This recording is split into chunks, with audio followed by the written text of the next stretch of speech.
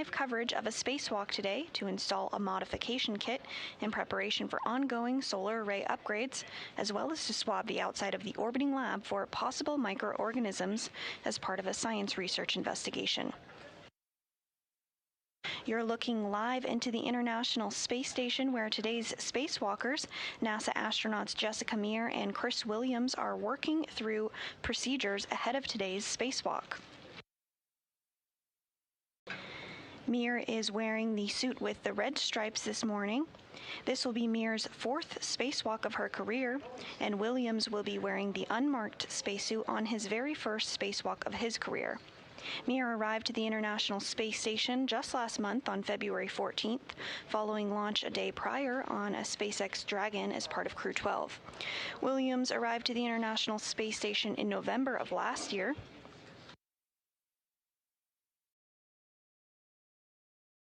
And this view on your screen here, you do see of NASA astronaut Chris Williams as he works to configure some tools that will be utilized during today's spacewalk. You also will see the crew moving their legs slightly. They are completing what is called IL, or in-suit light exercise procedures. This helps to purge any excess nitrogen from the bloodstream.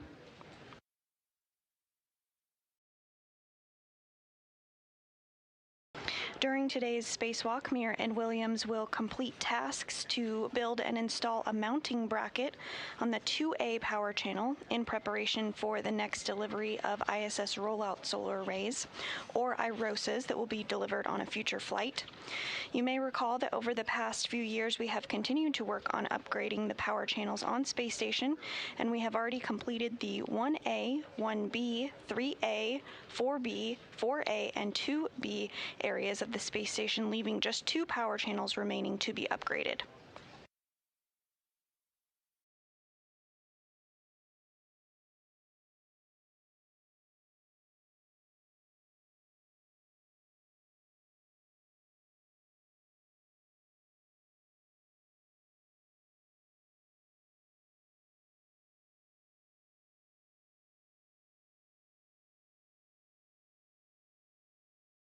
Assisting with suit up this morning were 2 other astronauts, European Space Agency astronaut Sophie Adeneau, as well as NASA astronaut Jack Hathaway, who are our spacewalk support team today.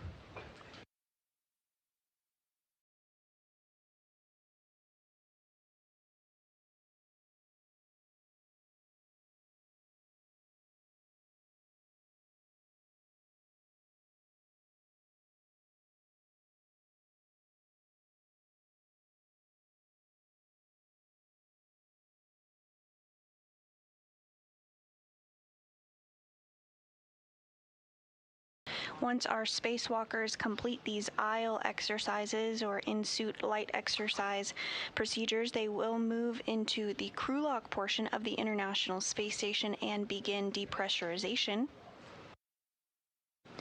Once the crew lock is depressurized down to vacuum, or 0 pounds per square inch, they'll have the go to open up the hatch and venture out for today's spacewalk. 3, 2, 1, end exercise.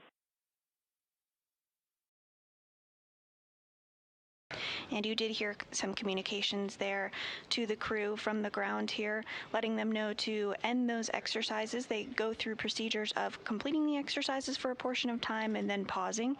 So currently they are in a pause state, but we will see their legs and arms begin to move slightly once they begin the exercises again here shortly.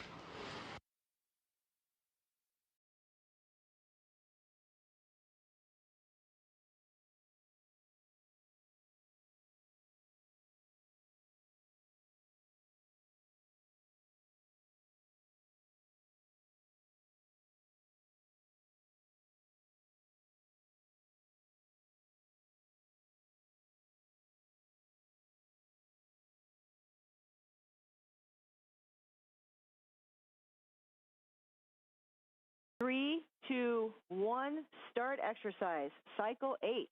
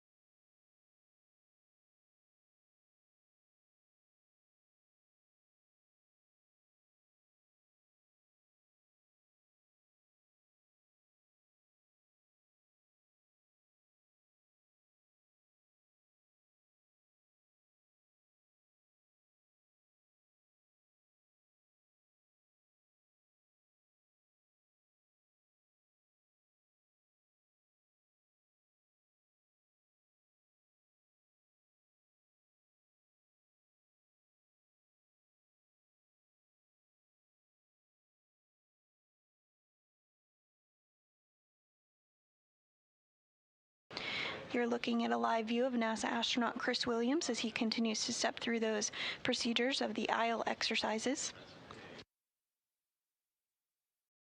And on the left of your screen, you can see NASA astronaut Jessica Meir as she continues to step through those procedures as well.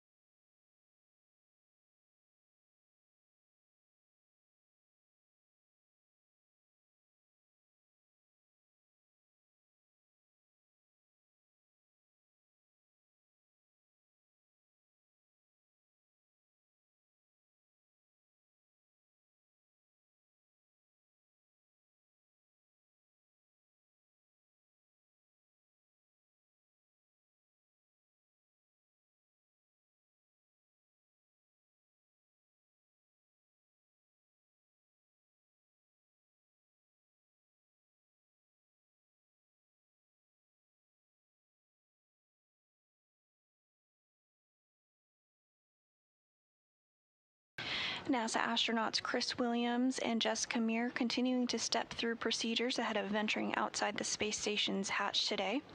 At the beginning of today's spacewalk, the duo will be working together to install the bracket that the new solar arrays will be installed upon, and that will be installed to the 2A truss this morning.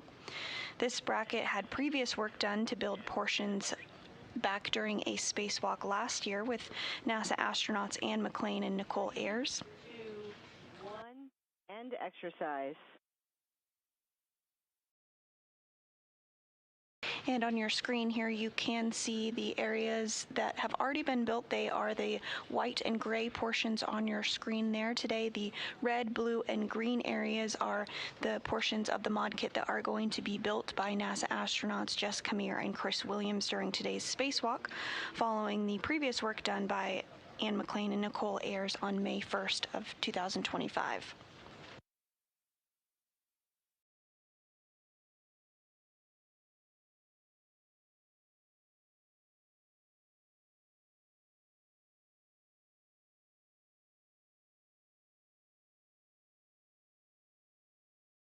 And you can see a portion of NASA astronaut Jack Hathaway there on your screen.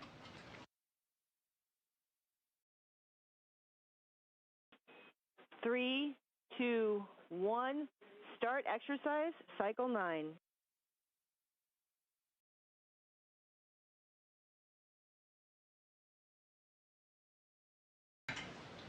He is assisting NASA astronauts Jessica Meir and Chris Williams this morning, as well as taking some imagery of them currently.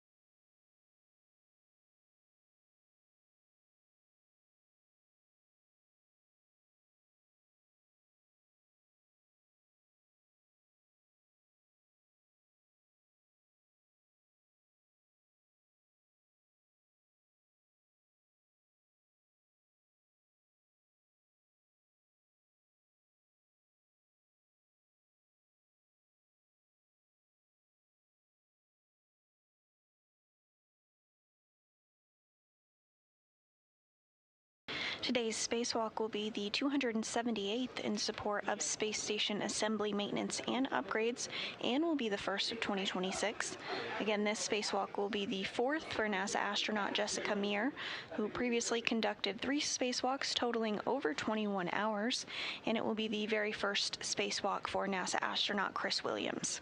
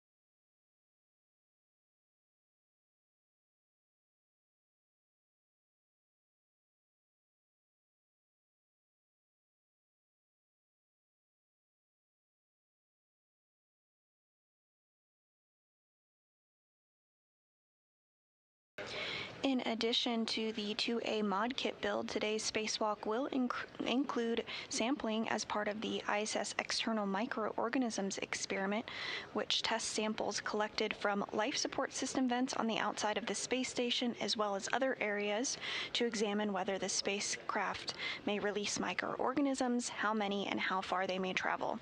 And here on your screen, you do see a location of the 3 areas that will be swabbed today as part of this ongoing investigation. This research could help determine whether changes are needed to crewed spacecraft, including spacesuits used to explore destinations where life may exist now or existed previously, and to limit the spread. 3, 2, 1, end exercise. Again, and to limit the spread of any possible human contamination. This will be the second sample collection for this investigation, following the first sample that was conducted during US EVA 92 in January of 2025.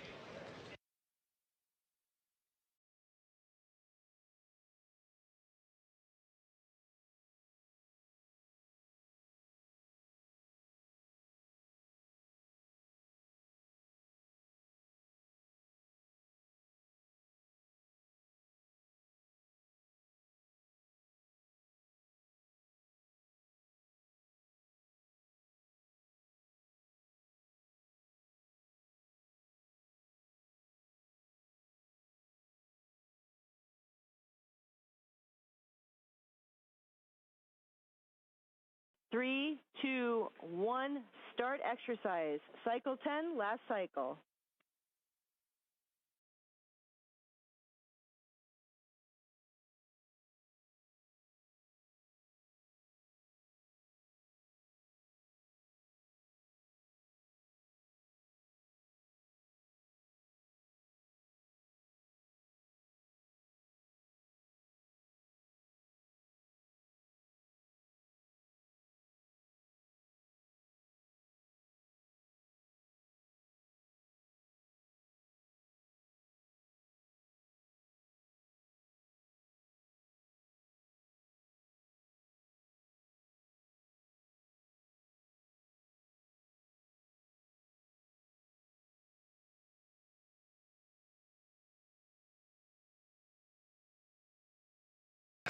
You're continuing to get views on your screen of NASA astronaut Chris Williams on the left and NASA astronaut Jessica Meir on the right in the spacesuit with the red stripe on it as they complete their final aisle or in-suit light exercise procedure to help purge any excess nitrogen from their blood following the pre-breathing procedures of 100% oxygen that was completed earlier this morning. And now coming into view is NASA astronaut Jack Hathaway, who's been assisting the crew this morning, taking some photos, it appears.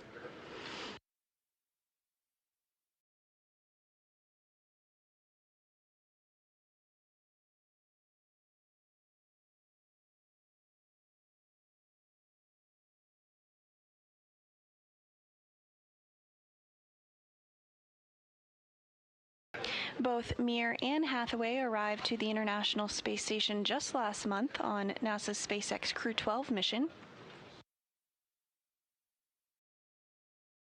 And now coming into view is European Space Agency astronaut Sophie Adeno, who's also been assisting with suit-up procedures this morning.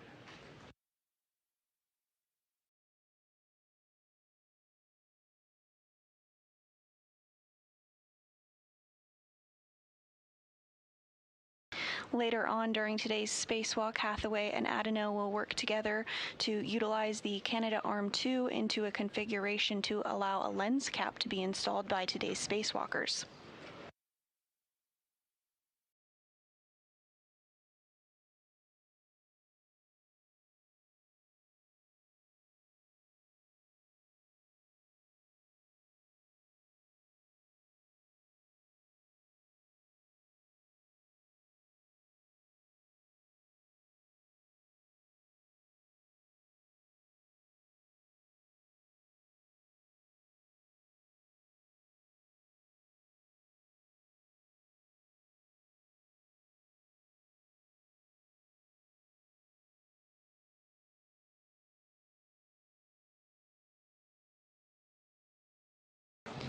In addition to the 4 crew members you see on your screen here, there are 7 humans living and working aboard the International Space Station as we speak.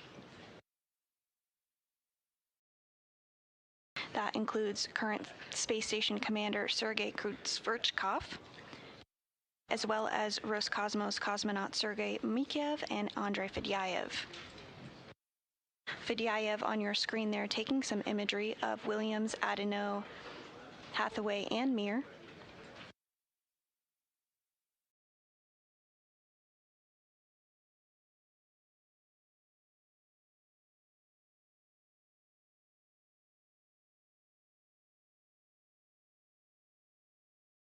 Three, two, one, end exercise. That's the final cycle. Congratulations on completing your pre-breathe exercise protocol in the suit.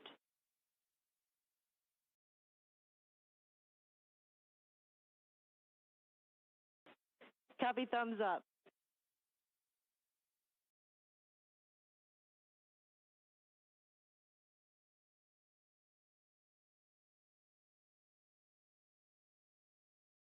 And with that, In airlock, we're back with you, and understand we're going to start in set 5 of 1.2. Concur.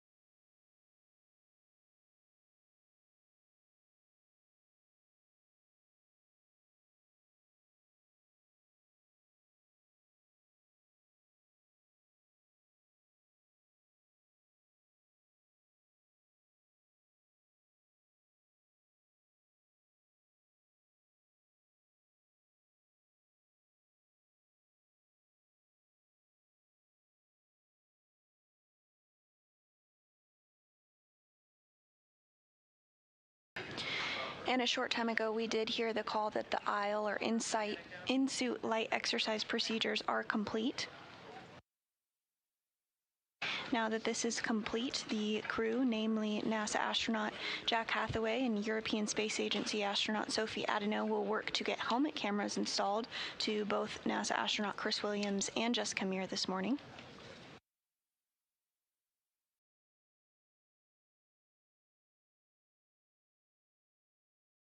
In airlock, EV1 has set amp hours to 29.5, EV2 to 29.0.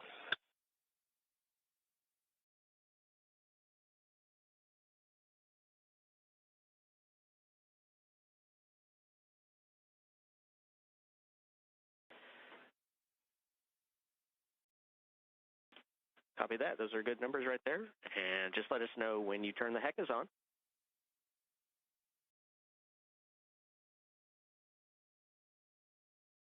And that communication referring to the HECA, that is the High Definition Extravehicular Mobility Unit Camera Assembly. Again, those cameras we were referring to that are being worked to be installed as we speak.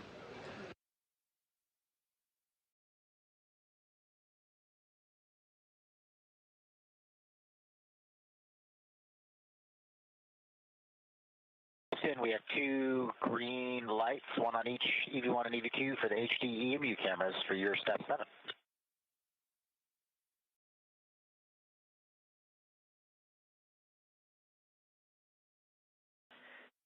Copy that. Thanks, Jack. Hold right here. We'll do some work on the ground, get right back to you. Sounds great.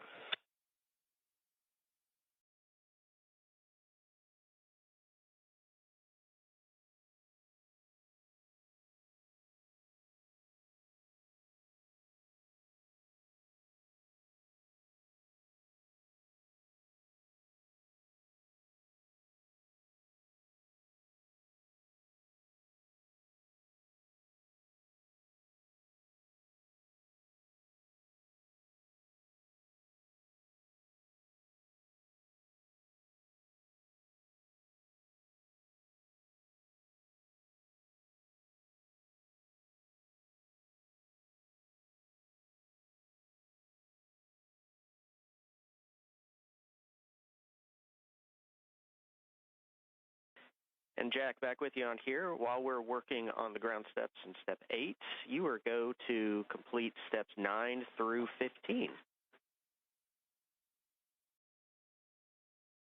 We will put 9 through 15 into work. Thank you.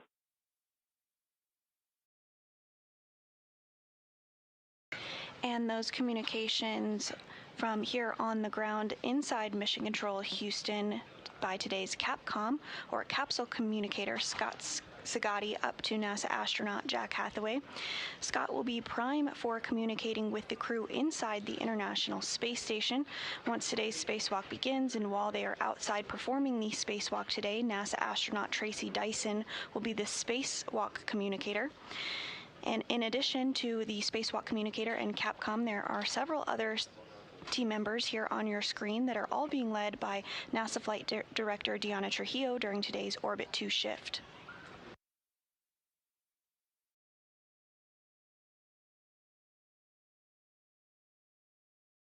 And there you do see on your screen there NASA Flight Director Deanna Trujillo, NASA astronaut and today's ground IV Tracy Dyson, and the Capcom for today, Scott Sagatti.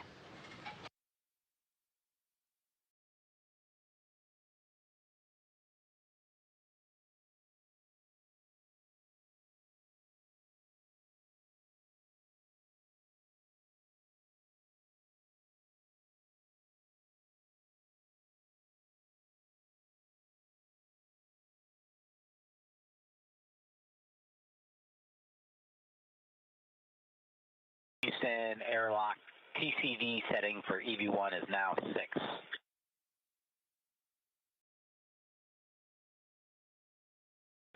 Copy, TCV 6. Thank you.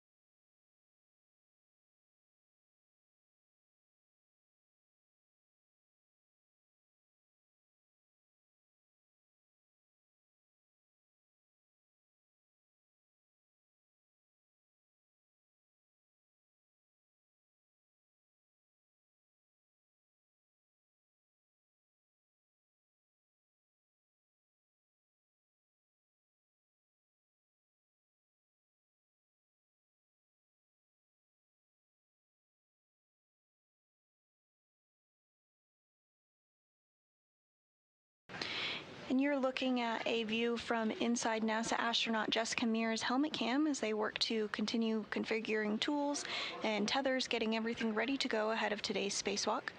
On the left of your screen there is NASA astronaut Jack Hathaway, and on the right is European Space Agency astronaut Sophie Adeno, who are assisting. And directly across from NASA astronaut Jessica Meir is Chris Williams. He will be completing his very first spacewalk today. Again, this will be the 4th spacewalk for Meir.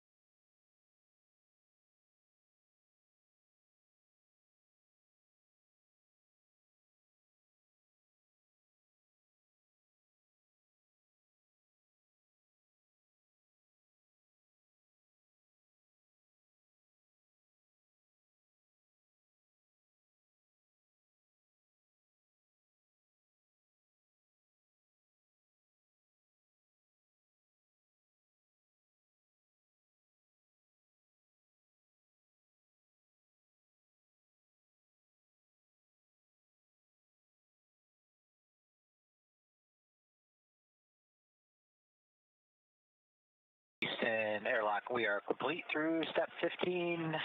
Just waiting for your go for the next couple steps. Great timing, Jack. We are now go on the ground. You have a go in step 16 for MEDOX. We're go for MEDOX replacement.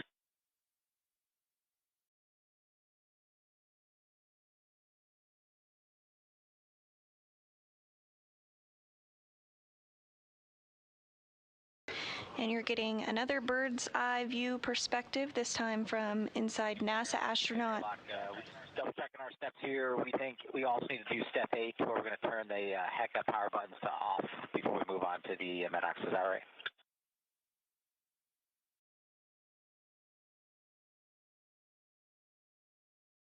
Yeah, good catch there, Jack. Absolutely, we are go for you to complete the rest of step 8 as well.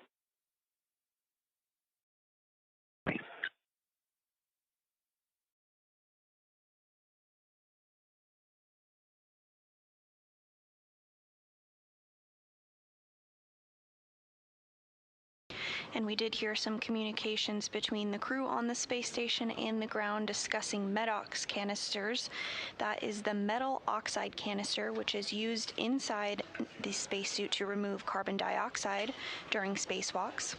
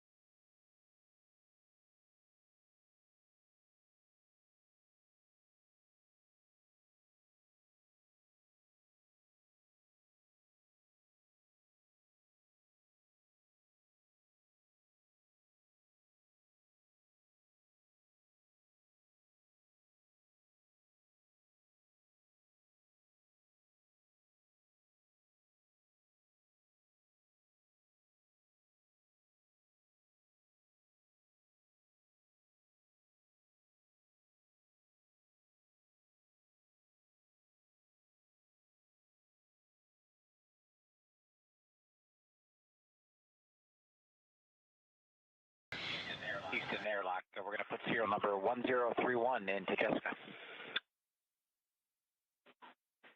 Copy that. 1031, that's a good number.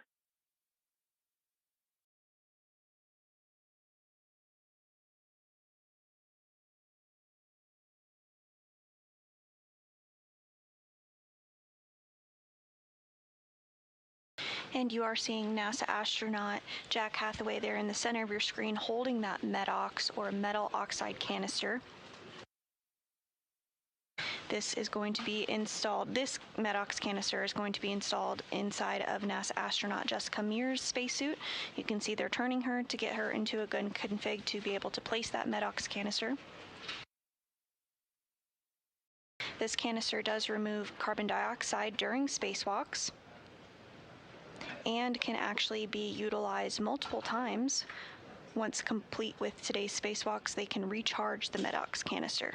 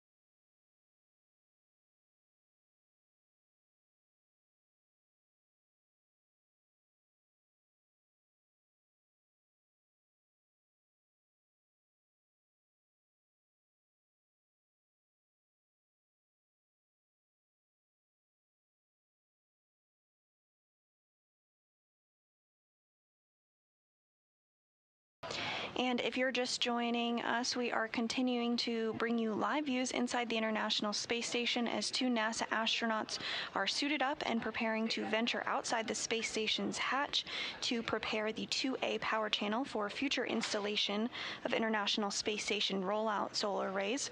Earlier this week, we did have an EVA preview brief where Flight Director Diana Trujillo walked us through the procedures that will occur during today's spacewalk. Let's take a closer look.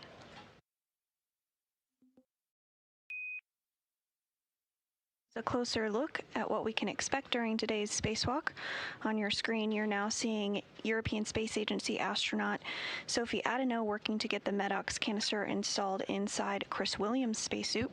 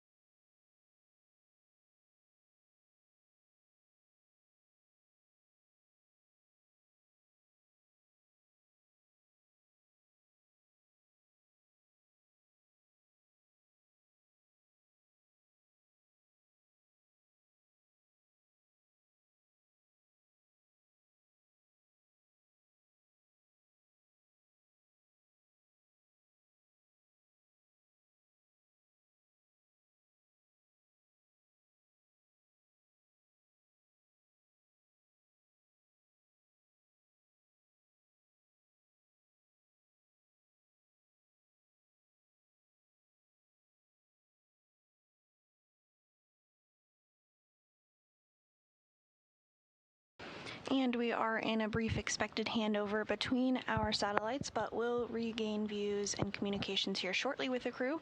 But you're currently looking live inside Mission Control Houston at the flight control team that is being led by NASA Flight Director Deanna Trujillo.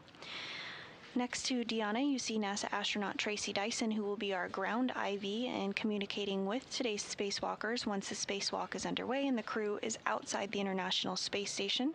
And to Tracy's right, you see NASA Capcom Scott Zagatti.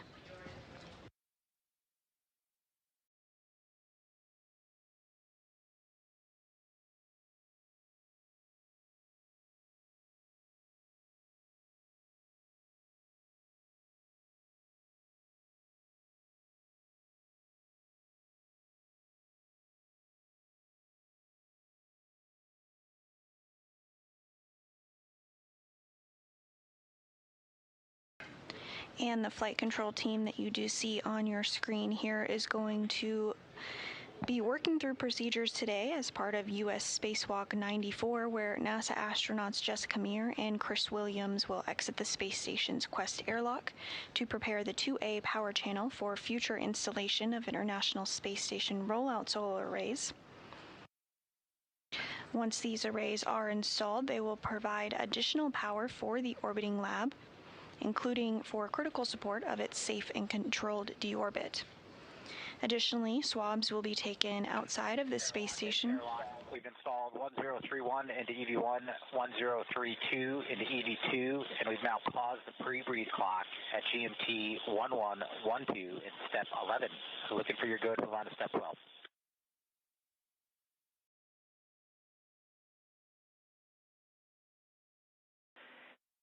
Copy that, Jack. All good numbers right there. You are go to pick up in step 12.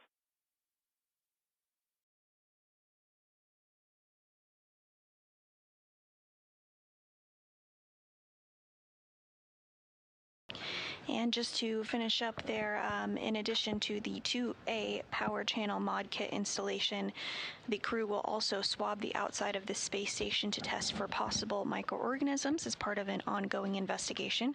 And we do have views back inside the International Space Station here. On your left is NASA astronaut Chris Williams, who will be completing his first spacewalk today. And on the right of your screen, suited up, is NASA astronaut Jessica Meir, who will complete her fourth spacewalk of her career today.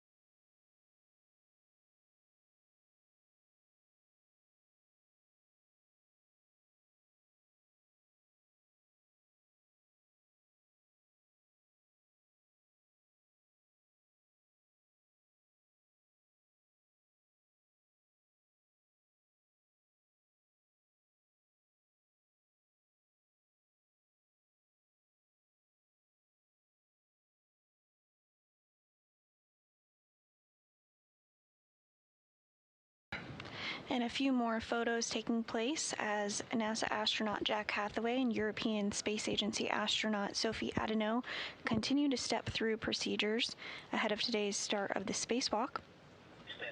Stand airlock, step 18. We pulled out detox canisters 0, 5.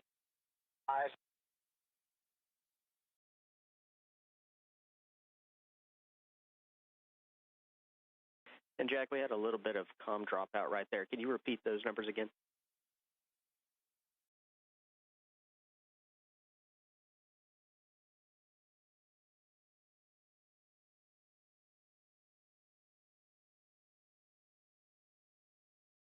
Not being made fun of for saying detox instead of medox.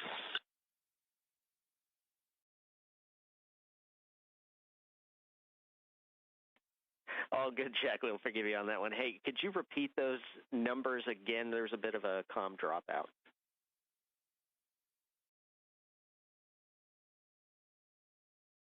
All right, those serial numbers were 0005, and the second serial number 0010.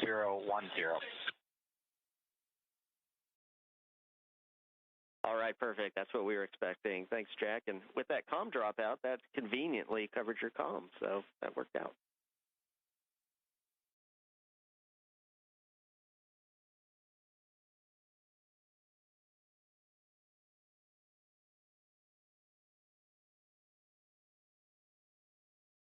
Sorry, Houston, we just stepped on you. Can you repeat your last?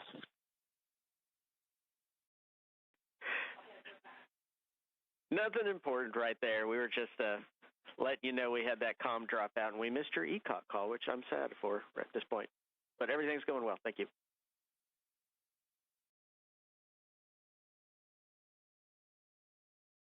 What kind of ECOC call I was supposed to make, so what are you looking for there?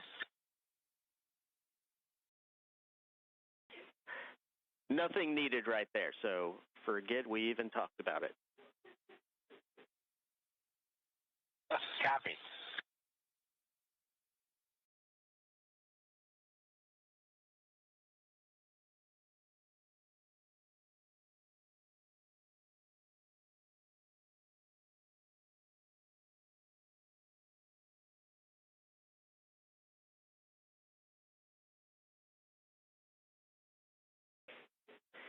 And Jack, FYI, on the ground, we see the purge complete. We're ready for the purge valve close whenever you guys are.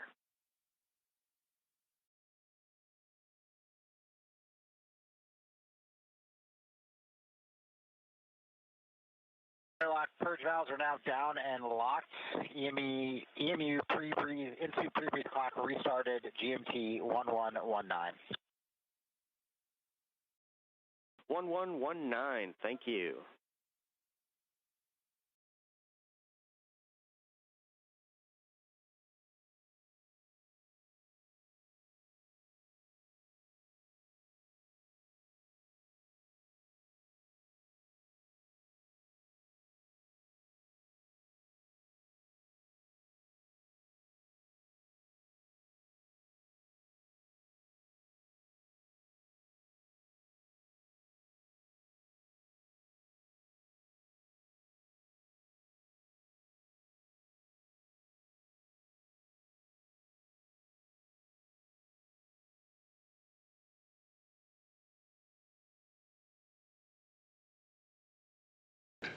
And you're looking at a view of NASA astronaut Chris Williams suited up in his space suit ahead of today's spacewalk. Our other spacewalker today is NASA astronaut Jessica Meir, who has previously completed 3 spacewalks. Prime for assisting today is NASA astronaut Jack Hathaway, as well as European Space Agency astronaut Sophie Adeneau. They recently stepped through procedures to install the MEDOX, or metal oxide canister, into both Meir and Williams' spacesuit. The MEDOX canister does remove excess carbon dioxide during spacewalks.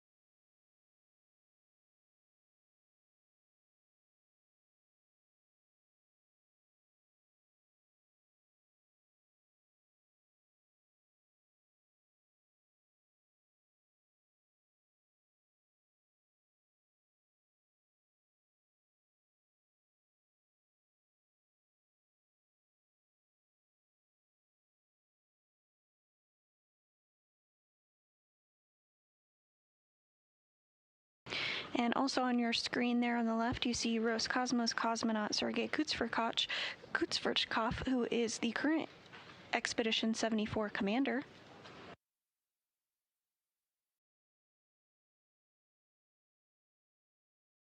In airlock, 2 good manual leak checks. We're back into step 17 of 1.225. We're going to start pulling them off ETAs and put the safers on them. Copy that, Jack. We see the same. Back to step 17. Thank you, sir. Okay, and then one other data piece to add. Chris has had quite a bit of trouble today moving his O2 actuator from off to press. He's been able to do it on his own, but we just want to give you a heads up that it's been sticky, and it's been a little bit difficult for him to get it into that position. He's happy with it. We just want you guys to track it.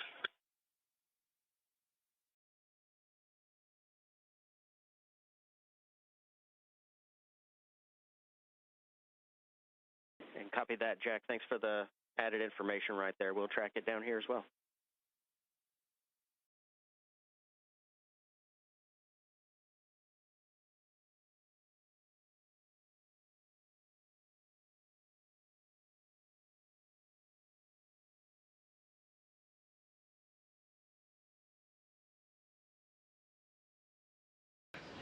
And with those communications, the next procedures that NASA astronaut Jack Hathaway and European Space Agency astronaut Sophie Adeneau will help step through with the crew ahead of this spacewalk is getting their SAFERs installed.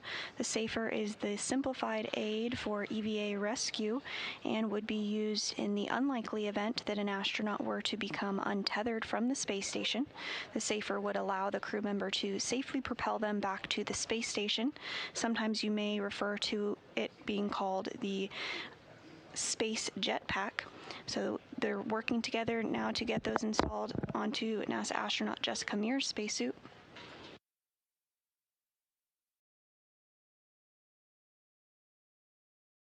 And once the SAFERs are successfully installed, the astronauts will move through the equipment lock portion of the airlock into the crew lock section. Now coming into view is one of those SAFERs, or simplified aid for EVA rescue.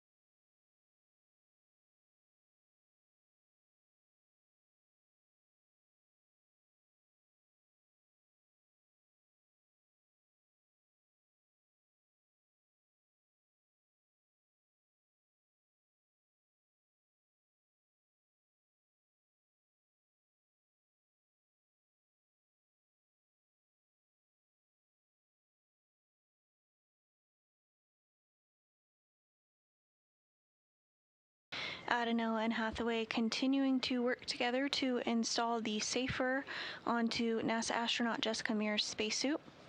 This will be her 4th spacewalk of her career.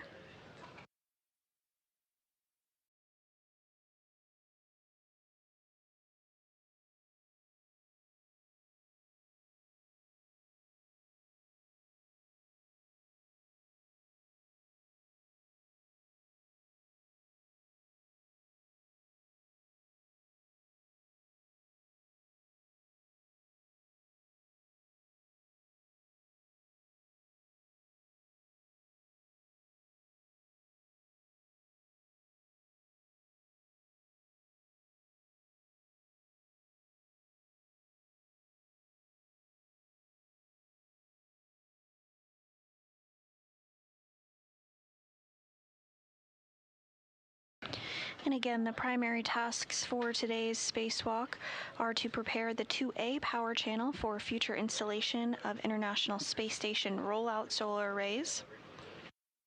Once installed, these arrays will provide additional power for the orbiting laboratory. Additionally, swabs will be taken outside of the space station to test for possible microorganisms.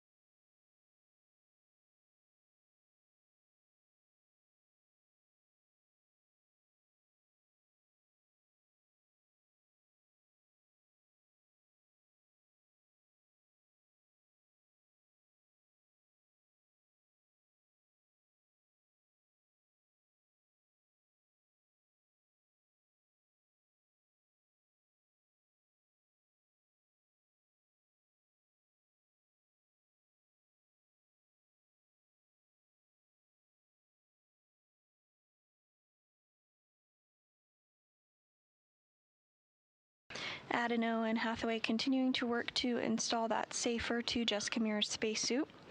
Earlier this morning, the crew worked through procedures to pre-breathe 100% oxygen in order to purge any excess nitrogen from their bodies, and then they completed their in-suit light exercise or ISLE activities.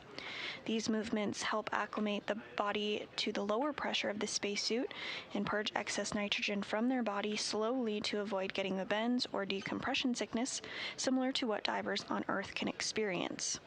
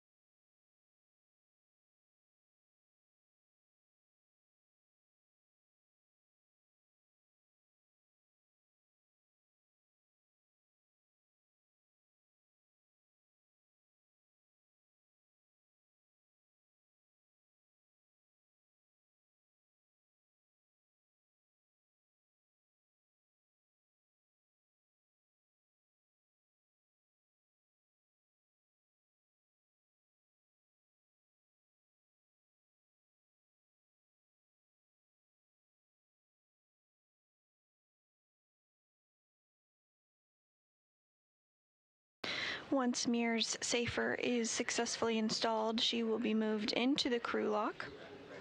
Inside the crew lock currently, you see on the top of your screen there is the strut bag.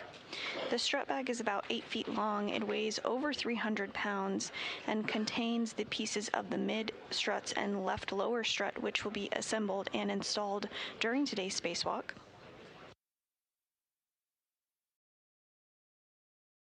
A portion of the mod kit has already previously been installed and built during a spacewalk last May by NASA astronauts Anne McClain and Nicole Ayers.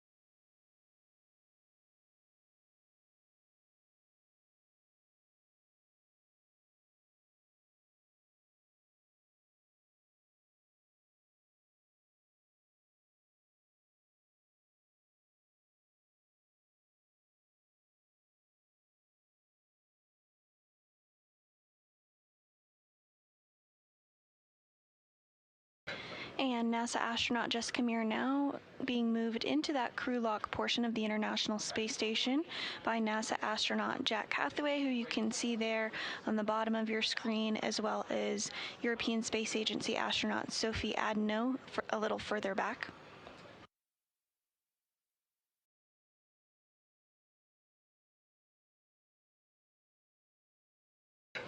Once Meir is situated inside of the airlock, they'll work to install Chris Williams' safer.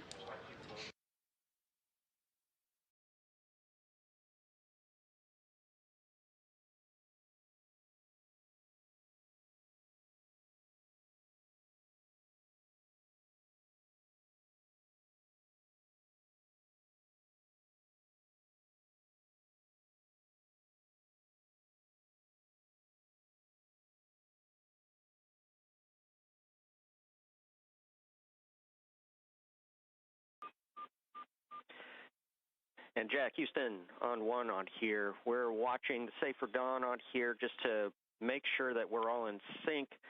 We'd like you to verify the upper mounting pins on EV1 Safer.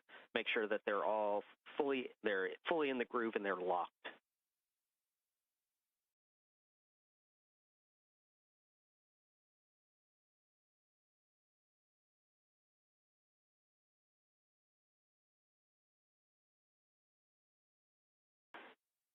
And Jack, if you are talking to Houston, I cannot hear you.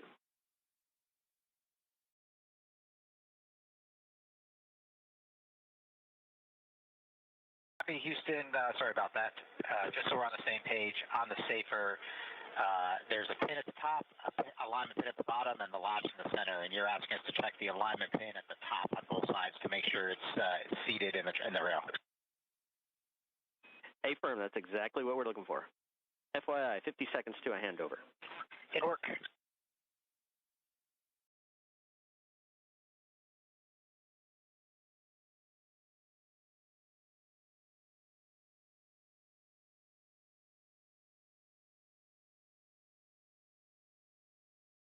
Hathaway and Adno working to confirm that Meir's safer or simplified aid for EVA rescue is properly installed. Again, the safer would be utilized in the very unlikely event that a crew member were to become tethered from the International Space Station. If that were to occur, the safer would enable propulsion to safely get back to the space station.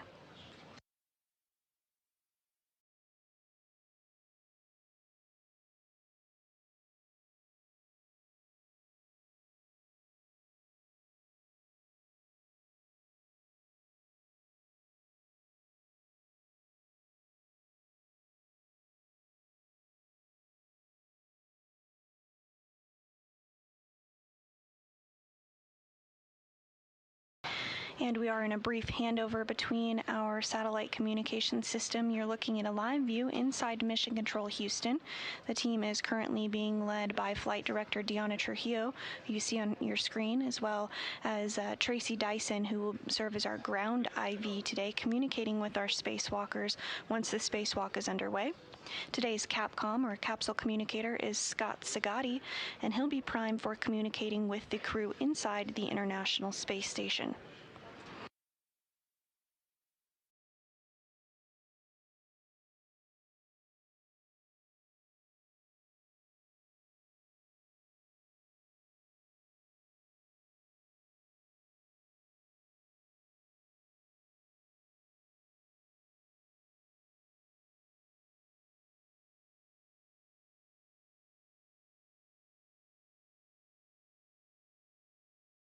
And a view back inside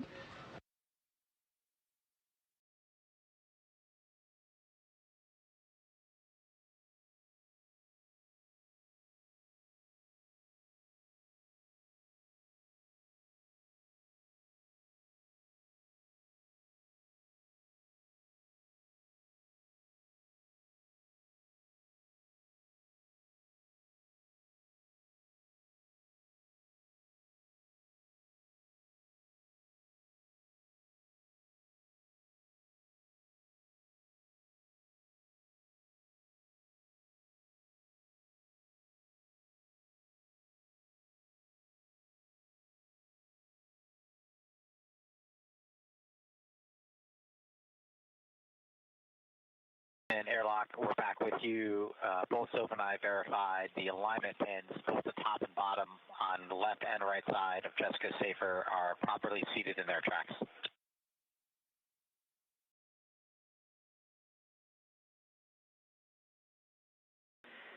Copy that, Jack. Thanks for the check on that. Go to continue.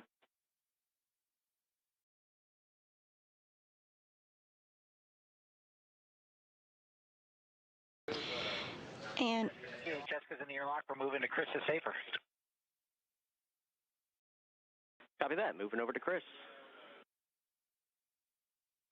And with the confirmation that Meir Safer is installed, Hathaway now is going to work to do the same to NASA astronaut Chris Williams' spacesuit. Again, this will be Williams' first spacewalk of his career.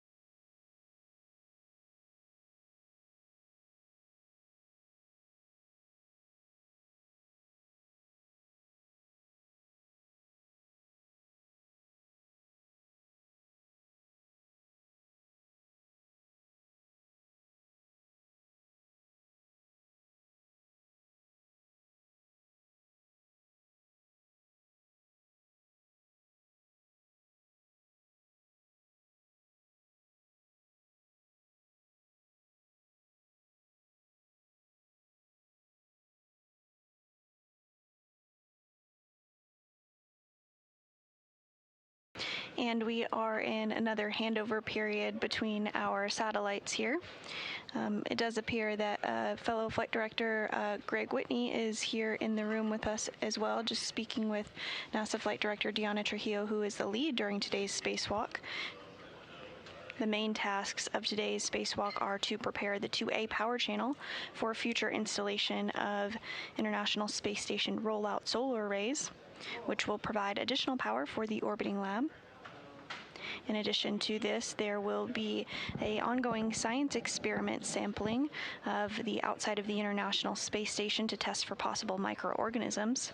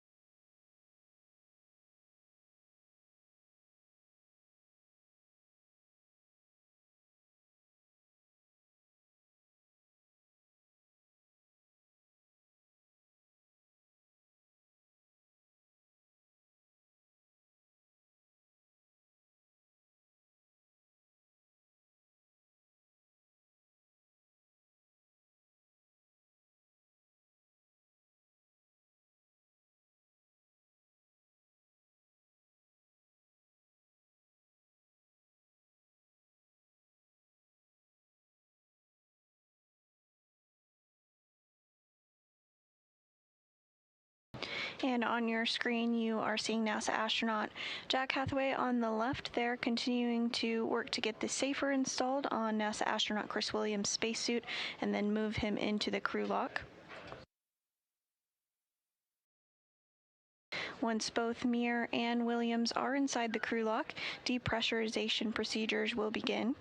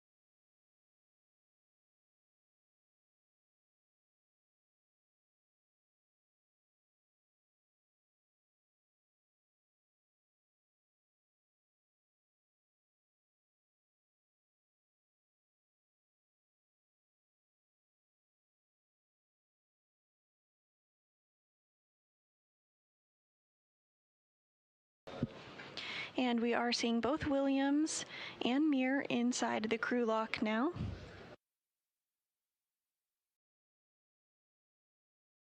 Meir is wearing the spacesuit with the red stripe, and Williams is wearing the unmarked spacesuit today. Will be the 4th spacewalk for Jessica Meir and the 1st for Chris Williams.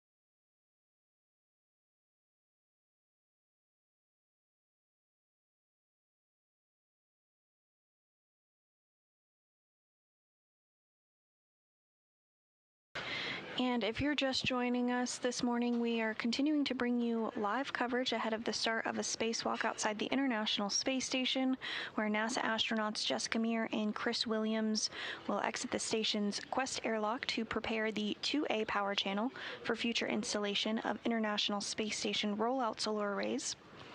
This will be the 278th spacewalk in support of space station assembly, maintenance, and upgrades, and the very first of 2026.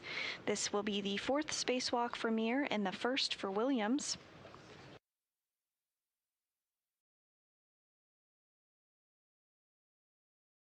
The prime task for today's spacewalkers is to complete the build and installation of a mod kit that is partially built outside the space station following a May 1st spacewalk by NASA astronauts Anne McClain and Nicole Ayers. In addition to the mod kit build, swabs will be taken outside the International Space Station and tested for possible microorganisms as part of an ongoing science experiment.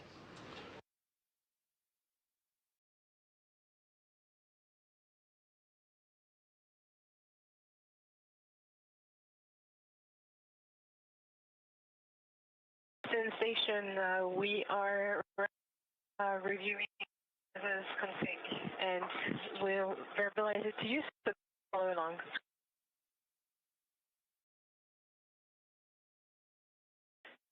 Hey, Sophie, back with you on here. You came in pretty broken. Can you repeat, please?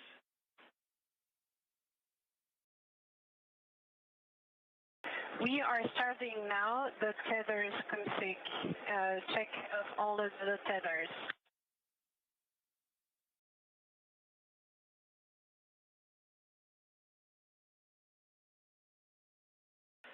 All right, copy that. We're following along in the procedure, Sophie. Thank you.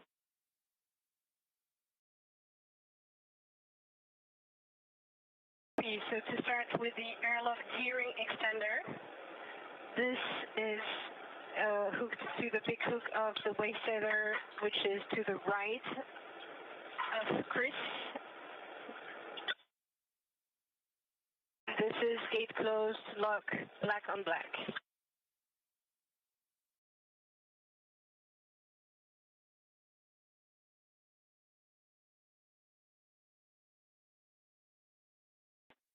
And we copy that, Sophie.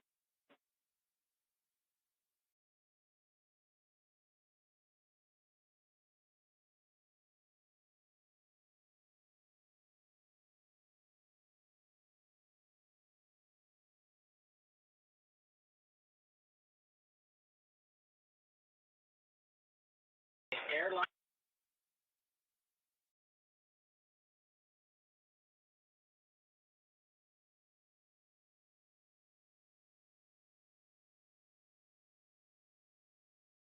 Both hooks on the airlock gearing extender are gate closed, locked, black on black.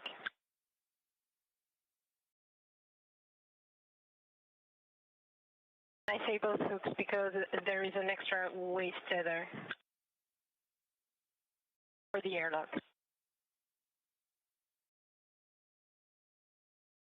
And copy that, Sophie. That's the expected config. Our recommendation at this point, we can get the rest of the tether calls later in the, once we do the depress on here, our recommendation to you is to continue on in step 66 of the pre-brief procedure.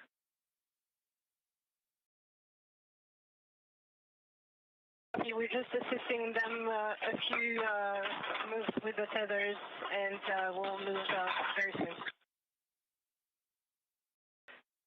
Copy that. Sounds great. Thanks for all the help, Sophie.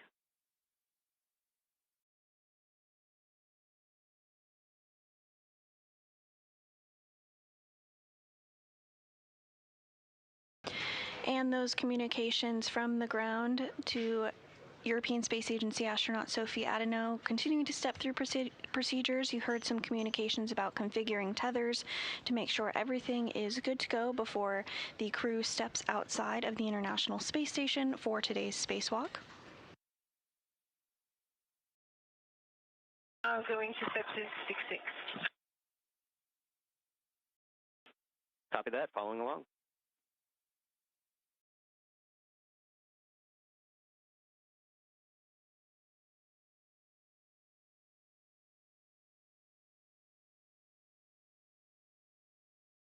One of the next major milestones that we are looking ahead to this morning, once the hatch is closed, is depressurization of the crew lock portion of the International Space Station, bringing it down to vacuum.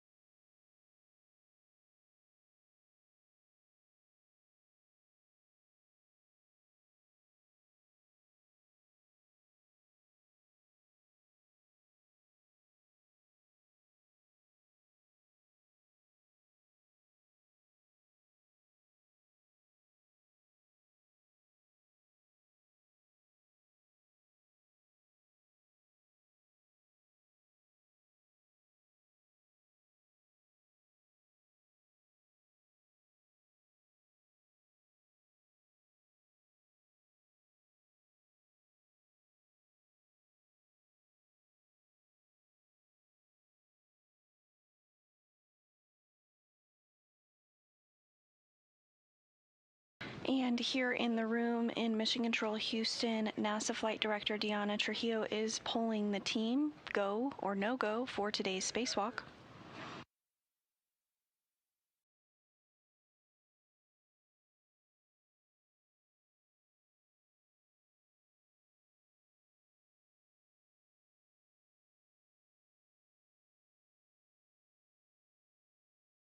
And this is a view inside Mission Control Houston. Again, NASA Flight Director Deanna Trujillo is leading the team of flight controllers here in Houston.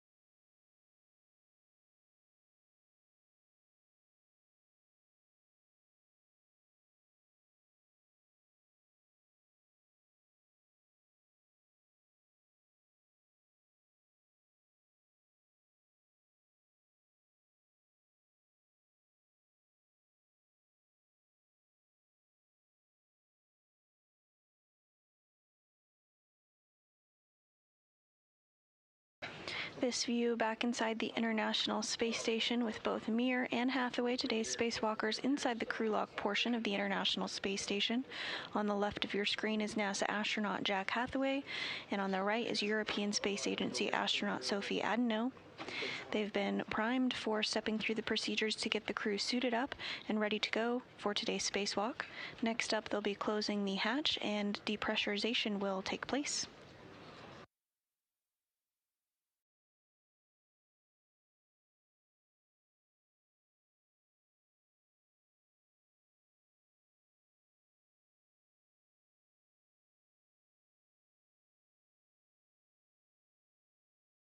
And on the left of your screen, you also see the Expedition 74 Space Station Commander, Roscosmos cosmonaut Sergei Kuts-Furchkov.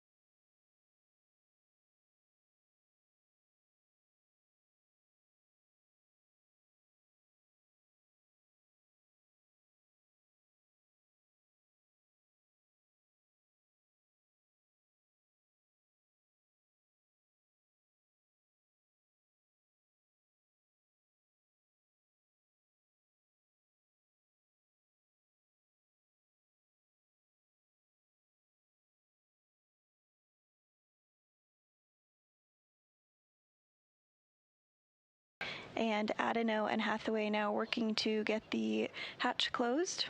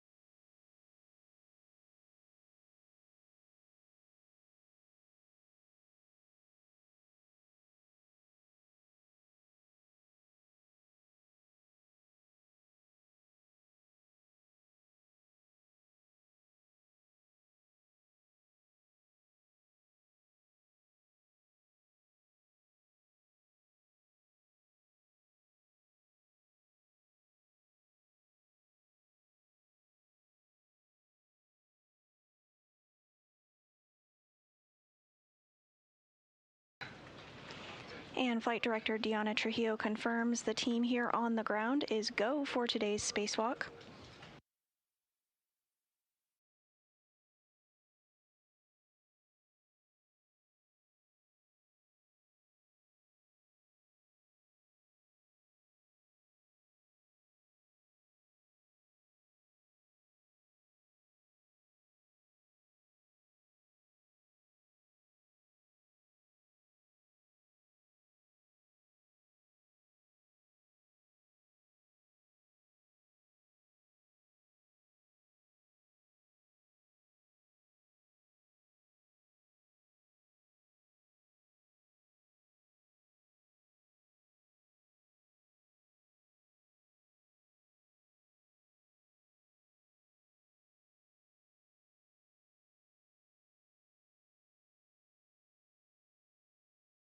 All right, EVs and Houston, this is Ivy in the airlock. Step 76, which is the emergency MPEF is closed, and step 77, the node 1 vacuum access port. Gamma cap is attached, and we're ready for you guys to do 78.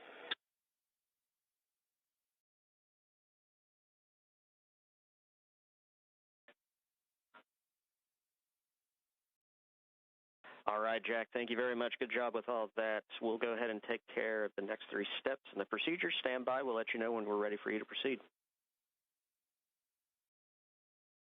Copy. We'll stand by for you and for Jessica and Chris.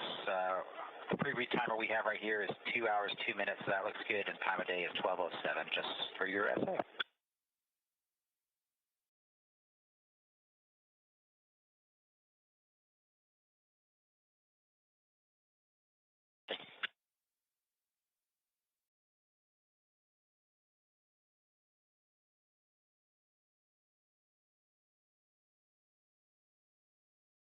Currently night for another 35 minutes or so.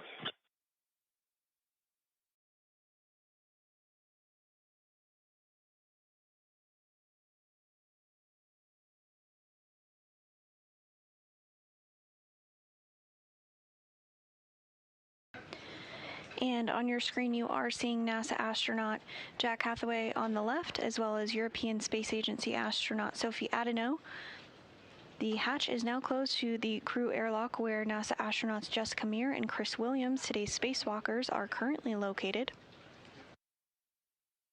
Depressurization will soon occur, and once that is complete, once that portion of the space station is down to vacuum or 0 pounds per square inch, they'll have the go to open up the hatch of the Quest airlock and venture outside of the International Space Station to complete work to install and build a modification kit on the 2A power channel of the International Space Station.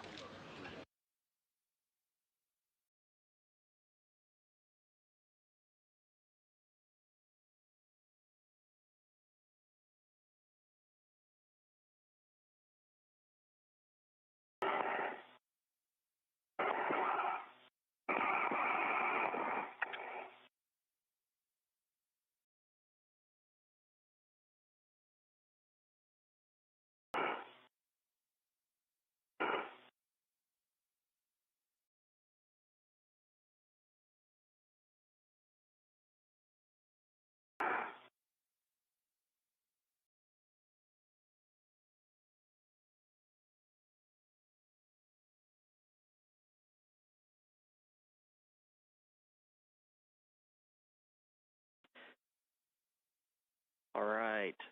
For everybody on here, we have step 80.1 complete. FYI, for the EV crew, you are now hot mic'd on Space to Ground 1, and you are go to pick up in step 81. 81 copies. EV2 copies. IV copies, and we got step 81 complete. So step 82, Chris, I'd like you on the UIA to check the depress pump power switch off. Okay, depress pump power switch is coming on the UIA. Sorry, Chris. Check that the depress pump power is off. All right, depress pump power is off. Okay, so the depress pump power is off, and the next step is to verify the depress pump enable LED is on. Depress pump enable LED is on. Okay, that sounds good, and now we're waiting for a Houston go to move into the crew lock depress cue card. And Houston is go to move into the cue card. And standby 1, don't move into the cue card quite yet. All right, I'm on the crew lock depress cue card, and Chris on the UIA, take the depress pump power switch to on. Standby 1 on cue card. Standby.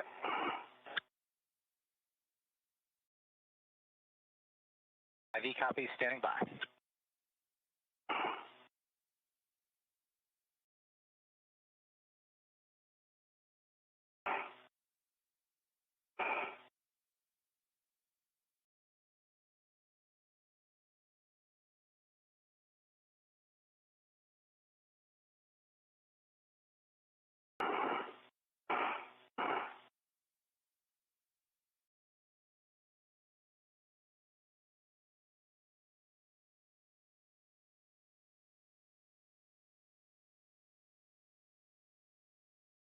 NASA astronaut Jack Hathaway continuing to lead NASA astronauts Jessica Meir and Chris Williams through procedures this morning ahead of depressurization.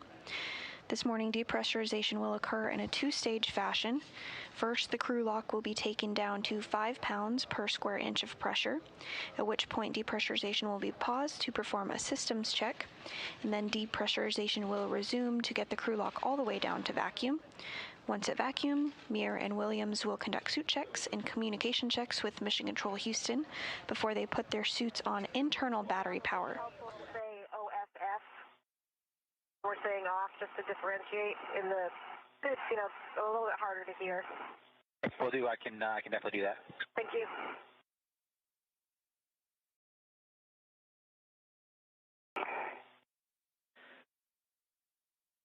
Airlock Houston, thanks for your patience right there. We just wanted to double check the depress pump status on here. We are now go to proceed to the Q card per step 84. Lock copies. We're in step 84, and we're going to do the crew lock depress Q card. All right, Chris, on the UIA, switch the depress pump power switch to on. Depress pump power switch is coming to on. Depress pump power switch has been switched to on. Okay, I'm looking at my timer for the 10 seconds.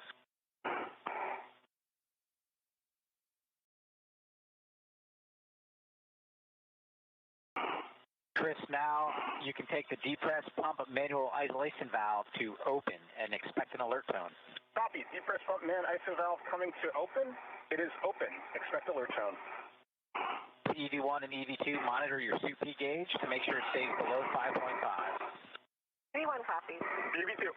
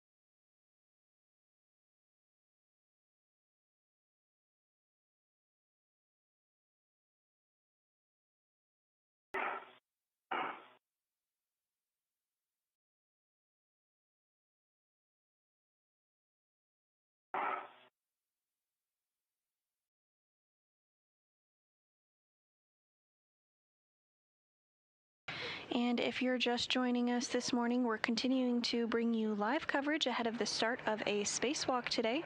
This will be the first of 2026 and the 278th in support of space station assembly, maintenance, and upgrades. NASA astronauts Chris Williams and Jessica Meir are suited up and in... My pressure is pegged at 5. My suit's very loud. Yes. Here's the... Can you hear me? Yeah, I can hear you, Jessica. Ivy can hear you as well. I understand that what did your CP gauge say? My CP gauge is above 5. And EV2, my super gauge is right at 5. Keep monitoring. It says it should stay below 5.5. If it does get to 5.5, Chris, you can go ahead and stop the depress, and we'll check in with Houston. Copy.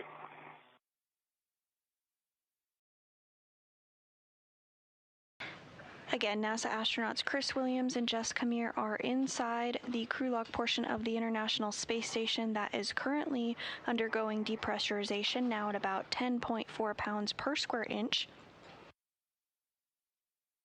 The crew lock will be taken down to 5 pounds per square inch of pressure. Steady at 5. Say again?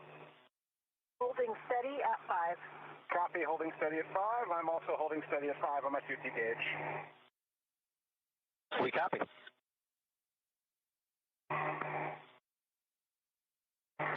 And now that the crew lock is at 5 pounds per square inch of pressure, there will be a pause for depressurization checks and system checks.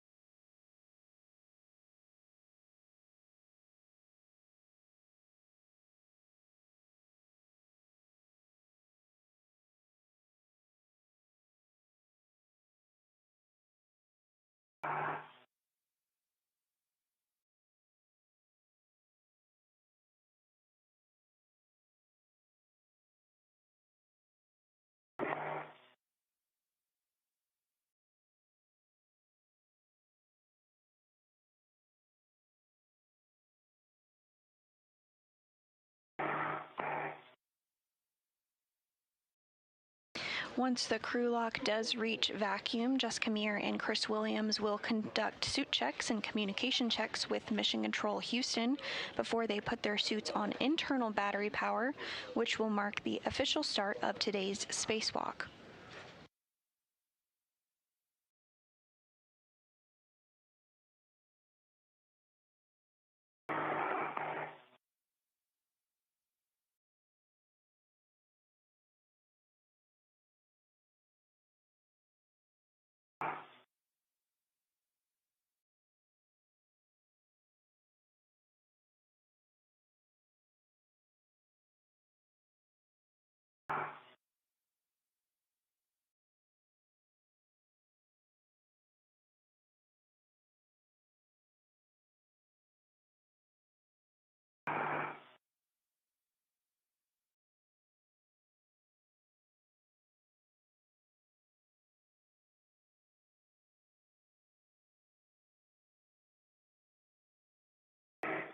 All right, as we approach 6 PSI, you guys can expect an alert tone. EV1 copies? EV2 copies.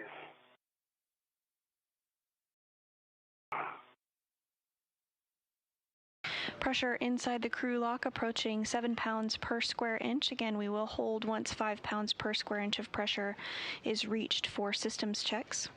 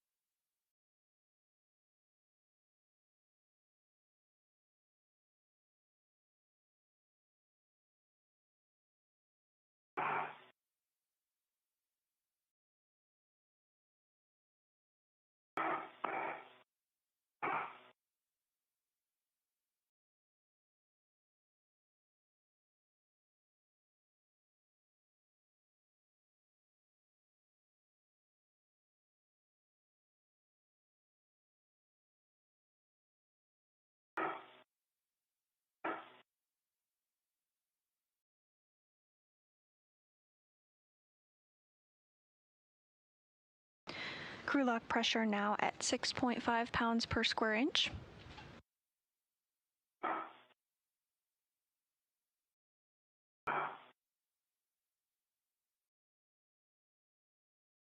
As you can see on your screen, NASA astronaut Jack Hathaway and European Space Agency astronaut Sophie Adano continue to follow along, assisting Meir and Williams getting suited up and ready to go for today's spacewalk.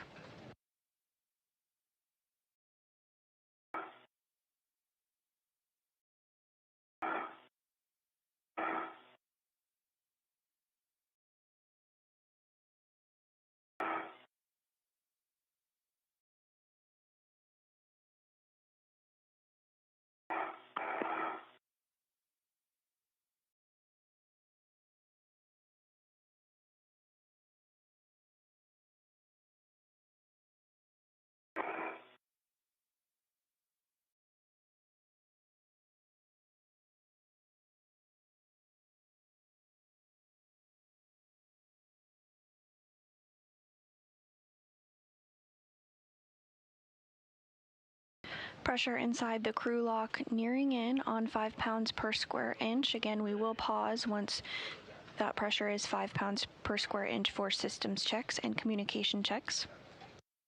All right, Chris, we still have a little bit to go. We're just decreasing through 300 millimeters now. When we get to 260, I'm going to have you take the pump isolation valve to close. So just a minute or two away from that. EV2 copies and is standing by, still showing just under 5 on my CP gauge.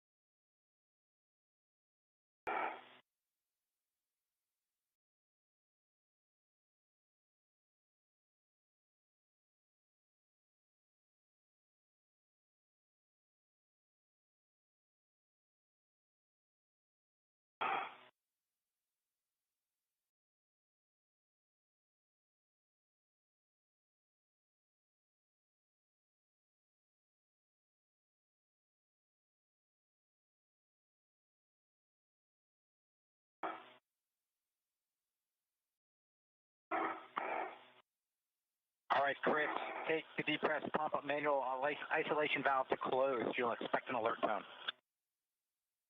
EV2 depressed pump man ISO valve is now closed.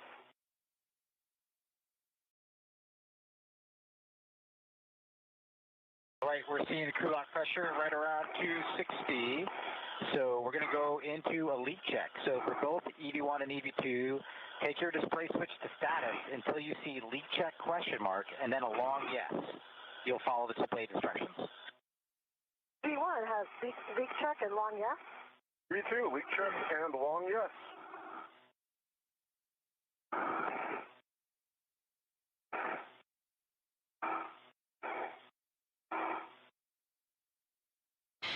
And with the crew lock now at 5 pounds per square inch, those leak checks are underway.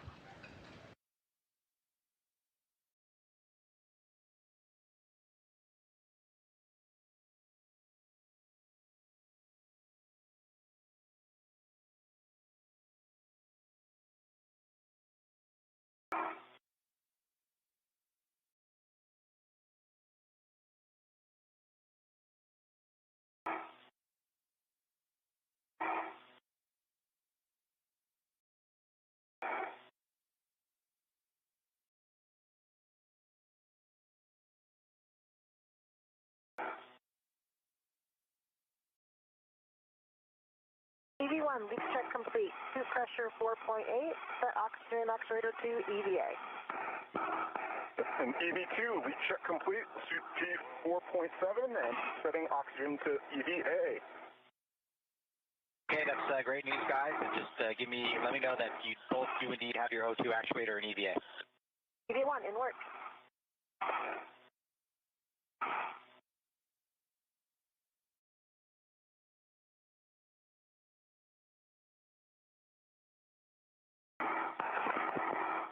And we did hear confirmation of 2 good suit leak checks.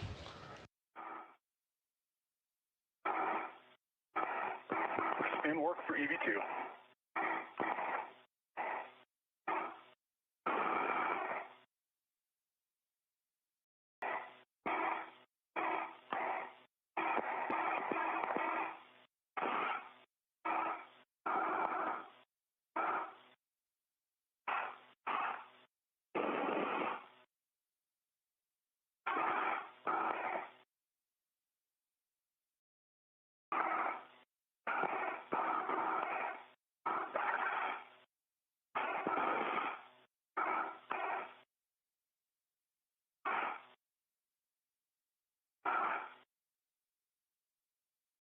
And EV2 is in EVA. Copy, EV2 is in EVA. In work for EV1. IV copy.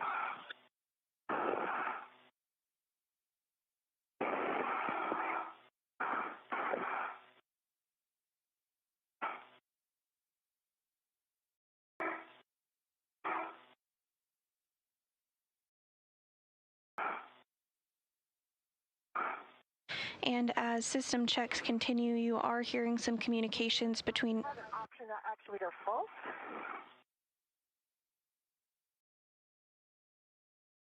Sorry, we didn't quite copy that, EV1. I have an oxygen actuator fault currently. Oxygen actuator false. Yeah, I'm back in press now. And it's getting a little bit stuck on EVA, still working on it. Are you saying you saw an oxygen actuator fault under DCM, or you're just having trouble moving it to EVA? No, I did have an oxygen actuator fault, but I think that was just because it was stuck in between positions for a certain length of time. I am now in EVA. Okay, copy. EV1 is in EVA.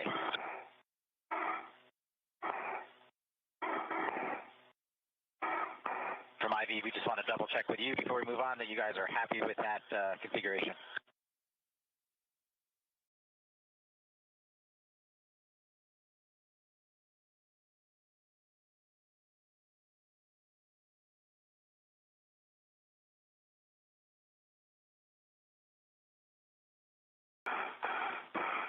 Airlock Houston, copy the calls right there. We are good with the config. Go to proceed. Airlock copies. All right, Chris, on the UIA, take the depress pump manual isolation valve to open. You'll get an alert tone. The depress pump man ISO valve is coming to open. Press pump man ISO valve is open. And Sophie's going to take the emergency MPEG to open out here.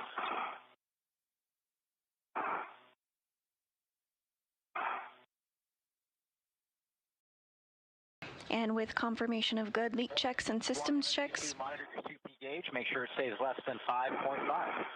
EV1 copies. EV2 copies, we'll go. Depressurization is continuing. Once we get down to 0 pounds per square inch, we'll be considered at vacuum. We'll get the go to open up the hatch. But just prior to that, suits will be turned on to internal battery power, which will mark the official start of today's spacewalk. Pressure inside the crew lock now 4.5 pounds per square inch.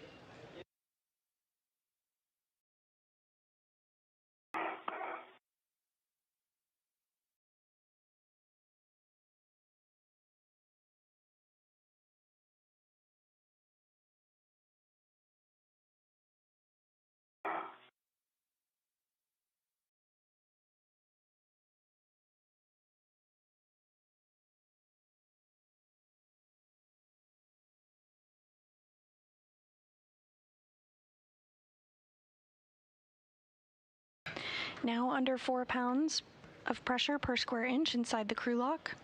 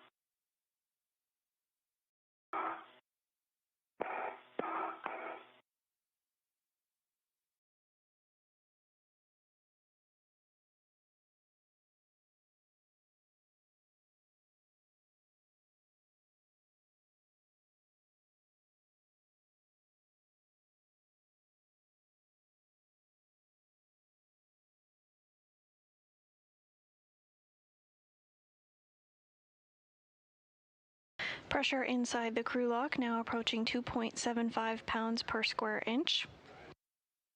NASA astronauts Jessica Meir and Chris Williams are isolated in the crew lock section of the Quest airlock in preparation for the start of the 278th spacewalk in support of space station maintenance, assembly, and upgrades.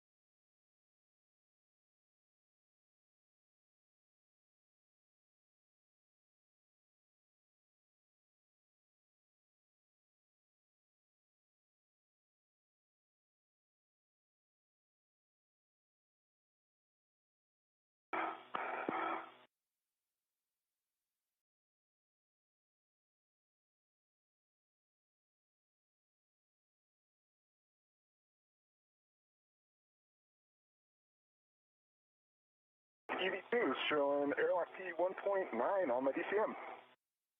EV2 from airlock, we're seeing about 2 psi out here, so you can take the depress pump manual isolation valve closed.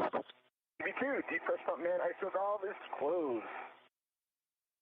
Copy that, and on the UIA, switch the depress pump power to off. All right, on the UIA, depress pump power is coming to off OFF. Copy OFF. And it's been great seeing you guys up out there. Good luck out there. Take care of business, and we will pass you over to Ground IV in Houston.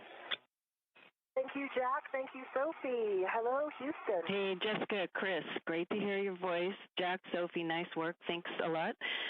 We are ready for your initial tether config when you're ready. All right, TC, it's great to hear your voice as well. I will give you our setup. I will start with my right gearing extender. I see my red hook is on my right gearing extender, gate closed and sliders locked. My waist tether is also gate closed, slider locked on that same right gearing extender. The large hook of my waist tether is just on my mini workstation, as is my anchor hook. And I'm looking at my green rail. It is currently unlocked. I can see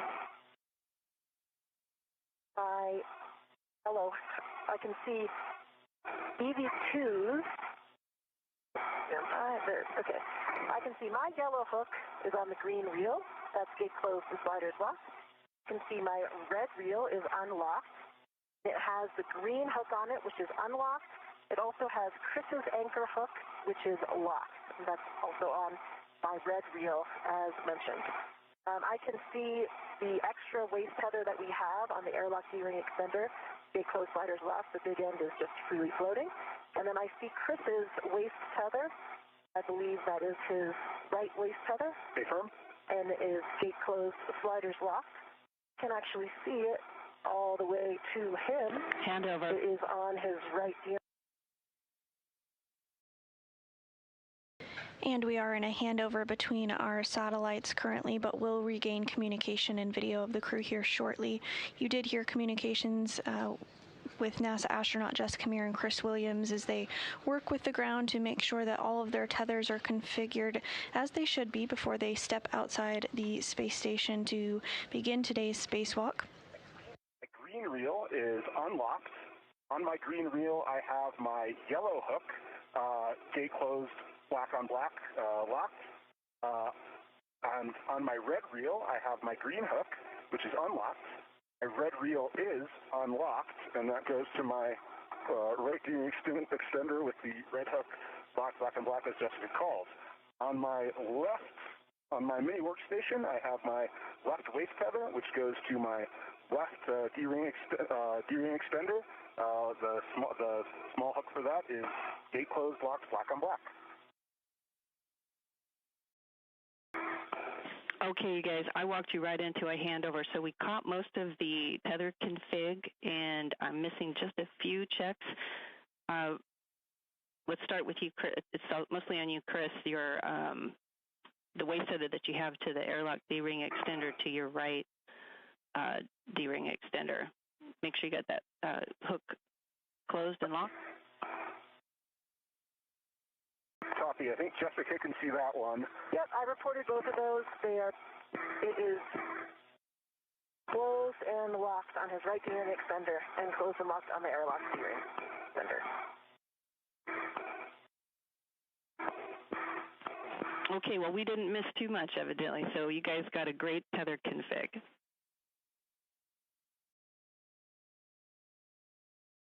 DB1 copies. DB2 copies.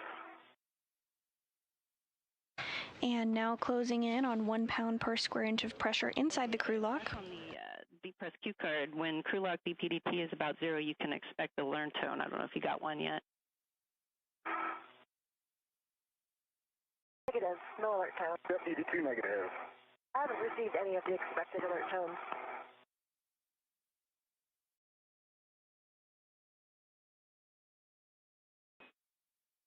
Okay, guys, we're going to hold here while we're waiting for the pressure to keep coming down.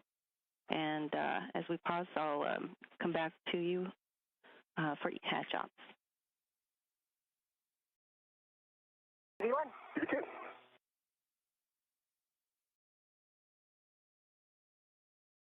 And as we await pressure to reach 0 pounds per square inch or vacuum, you are hearing communications where the crew is mentioning EV1 and EV2.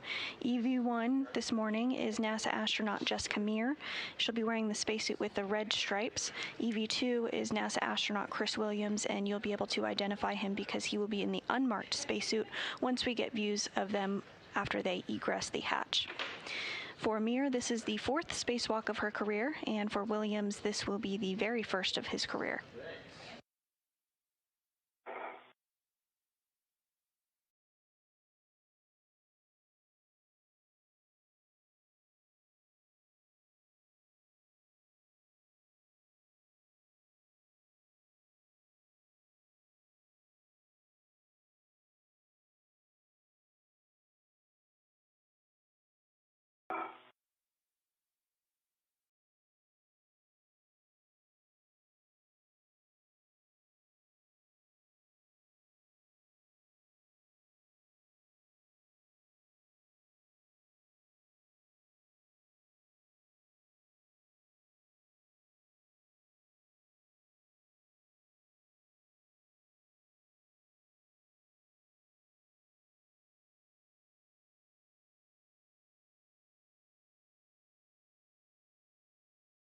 And back inside the International Space Station, on your left, you do see European Space Agency astronaut Sophie Adeneau.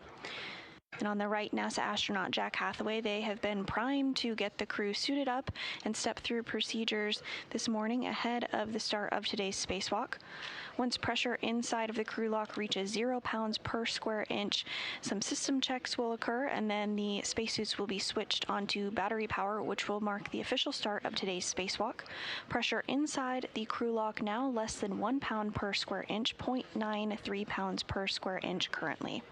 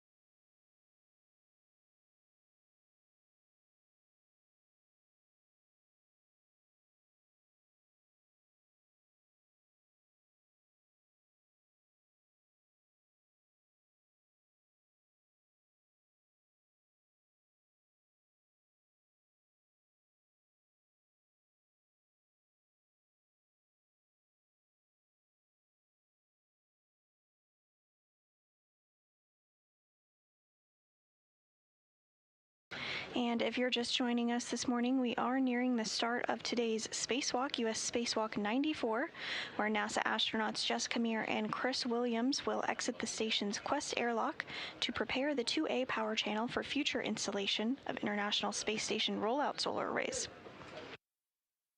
Once installed, the array will provide additional battery power for the orbital lab, including critical support of its safe and controlled deorbit. Today, NASA astronaut Jessica Meir will serve as Spacewalk Crew Member 1, or EV1, and will wear a suit with red stripes, while NASA astronaut Chris Williams will serve as Spacewalk Crew Member 2 and will wear the unmarked spacesuit. This will be the 4th spacewalk for Meir and the 1st for Williams. About 0.6 on the hatch pressure gauge. Copy. Copy that, Jessica. Thank you. We're still standing by. Copy. And as you just heard, the crew lock is continuing to depress down to 0, currently at 0.55 pounds per square inch, so getting closer. Once at vacuum, the crew will get the go to switch their spacesuits to battery power, which will mark the start of today's spacewalk.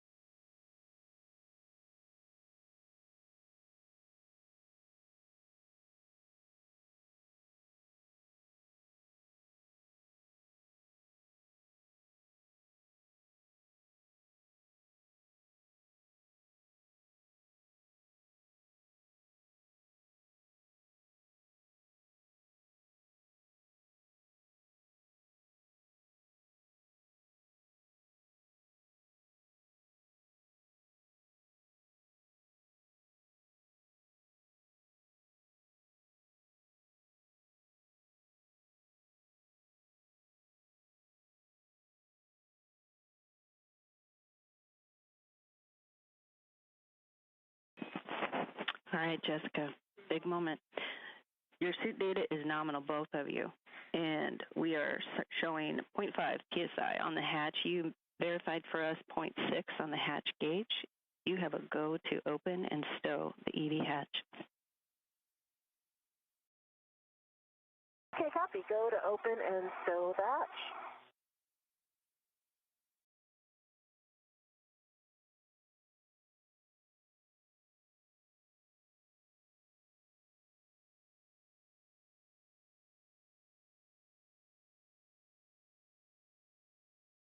And you did just hear that communication that the crew has the go to stow the hatch.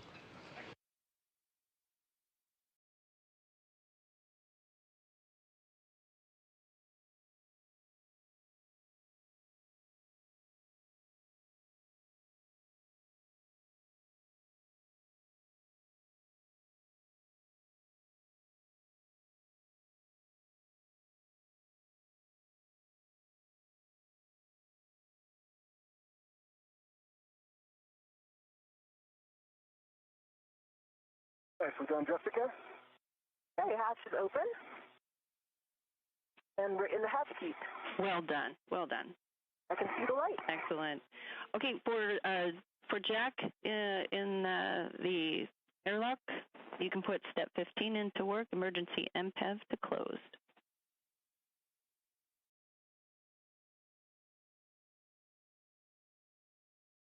In work.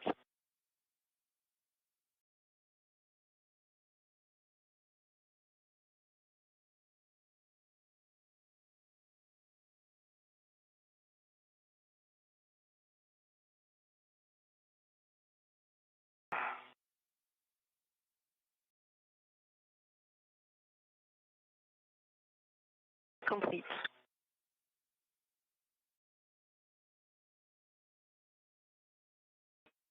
Thank you, Sophie. All right, guys, that puts us in the post-depress portion of the cue card. Now, before I have you switch those, I want to have you, Jessica, we heard you mention your alert tones that you weren't getting them. And so after this step, if you could for us, verify that you get the warning tone. Okay, copy. So with that, on your DCM, switch power to bat, stagger your switch those, and expect the warning tone. Okay, copy. EV1 is going power to bat. Power to bat, and I do have my power restart message, the tone. EV2 is switching power to bat.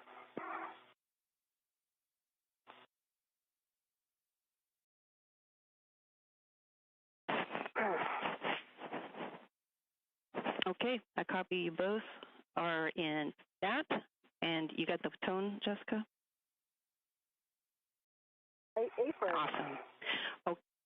And EV2 also has a CP high that I just proed. Same expected CP high message. Those are expected. You can pro, and in fact, that's the next step to switch your display to pro to verify a functional display. EV1 functional. EV2 functional. Excellent. Okay, Chris, for you on the UIA, you can switch power EV1 to 2 switches to off. Copy, in work, power EV1 and EV2 coming to off. EV1 off, EV2 off. And check power EV1 to LEDs, 4 of them are off. All 4 LEDs, EV1 and EV2 power are off.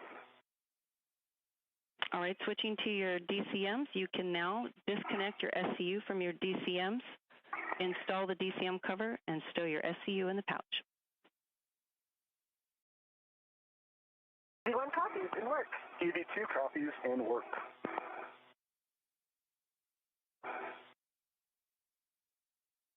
EV1 demated. EV2 demated.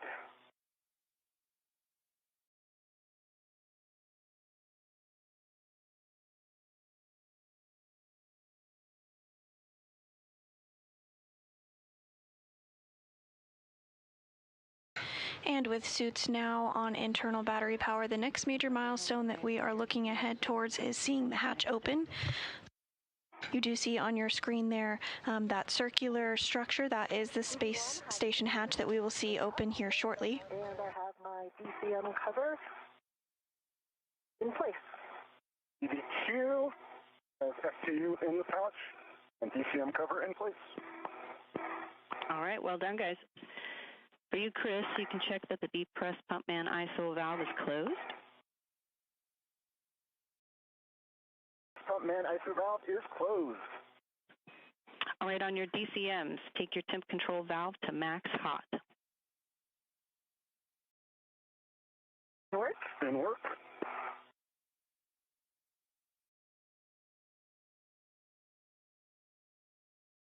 EV1 max hot. EV2 max hot. Switch water on. EV1 water on. EV2 water on. All right, check DCM blank, bite off. EV1 DCM blank, bite off. EV2 DCM blank, bite off. Okay, you can set your temp control valve as desired and report your setting to me. Join copies. EV2 copies in work.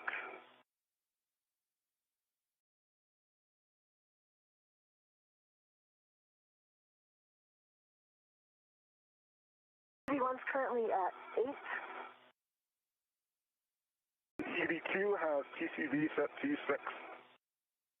Copy. EV1 is at 8, EV2 is at 6, and if you will, report all subsequent TCV changes to me as we go along, and then report your suit key gauge. EV1 suit key gauge is 4.2. The EV2 suit key gauge 4.4. Copy 4.2 and 4.4, EV1, EV2.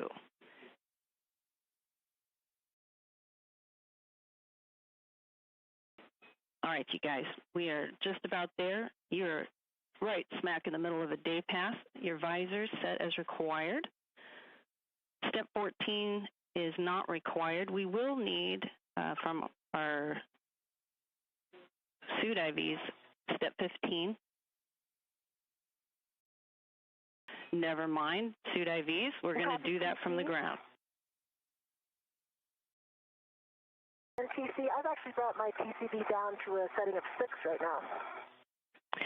I'm going to leave it there. Copy that. 6 for EV1.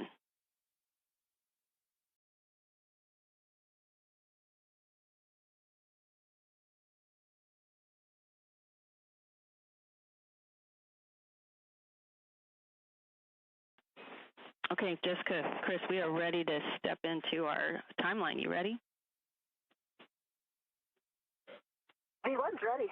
EV2, ready to go. You sound ready. Okay, Jessica, you can open the hatch thermal cover and release the hook from the magnetic plate D-ring.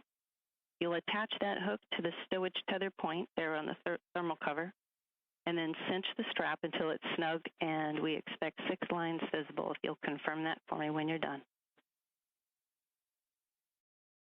Copy. And the hatch, the thermal cover was open, of course, still held on by the hook. And I'm putting that into the stowage location now. The stowage location, and I see 6 lines. Perfect. 6 lines. Thermal cover is open. Excellent. You have a go to egress, and as you come out, if you can, when you're able, turn on your HECA. And as you can see on your screen, the thermal hatch cover is now open. Today's spacewalk officially began at 7:52 a.m. Central Time this morning, the 278th in support of space station assembly, maintenance, and upgrades. Copy. And when you come out, you are taking your anchor to airlock handrail 0554. EV1 copies. I have that in sight. Just jamming. Okay, check for me. Gate closed, hook up. No, I don't have it on yet. It's in work. And first out of the hatch today is NASA astronaut Jessica Meir, completing the 4th spacewalk of her career.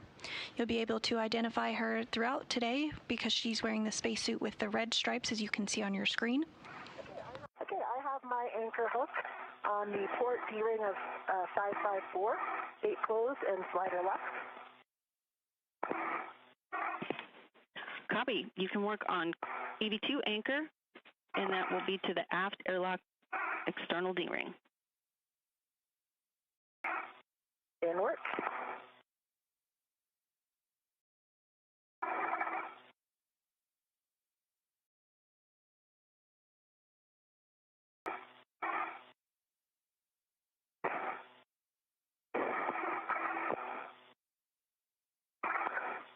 Okay, I have EV2's anchor hook on the aft D-ring of the airlock, gate closed and slider locked. Well done. You can reposition yourself, Jessica, to the forward side of the crew lock and get ready for the strut bag handoff. And when you're ready, you can give Chris the go to release his waist tether from the airlock D-ring extender. Okay, I am moving to the forward side of the airlock. Set a waist tether down. Chris, you have a go to remove your waist tether anytime you like. Copy that. My waist tether is removed from the airlock D-ring extender. Okay, Chris, you can start passing out the strut bag when Jessica's ready. I'm going to let you two coordinate that. If you need any reminders, let me know. And before we get to the next bag, I'll be checking with you, Jessica, to make sure we have the bag in the expected orientation.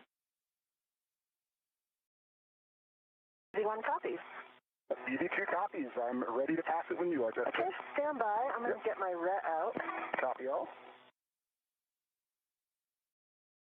And next up, NASA astronaut Chris Williams, still inside the hatch, is going to pass the strut bag to Meir. The strut bag is about 8 feet long and weighs over 300 pounds and contains the mid-struts and the left lower strut that will be assembled and installed during today's spacewalk.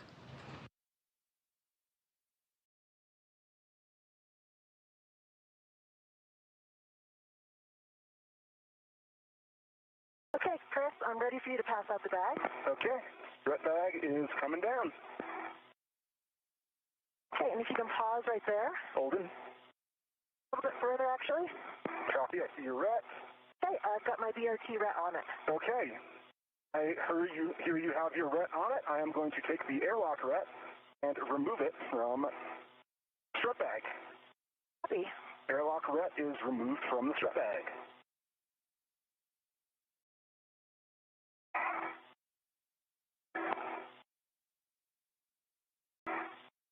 That airlock ret has been reattached to the airlock gearing extender. Okay, copy. And I copy as well. Nice work, you guys.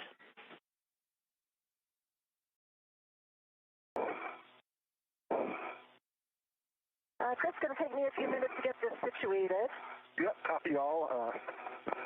Need to untangle a ret from my wire ties on my BOT, so I will be there in 1 second. All right, you guys take your time.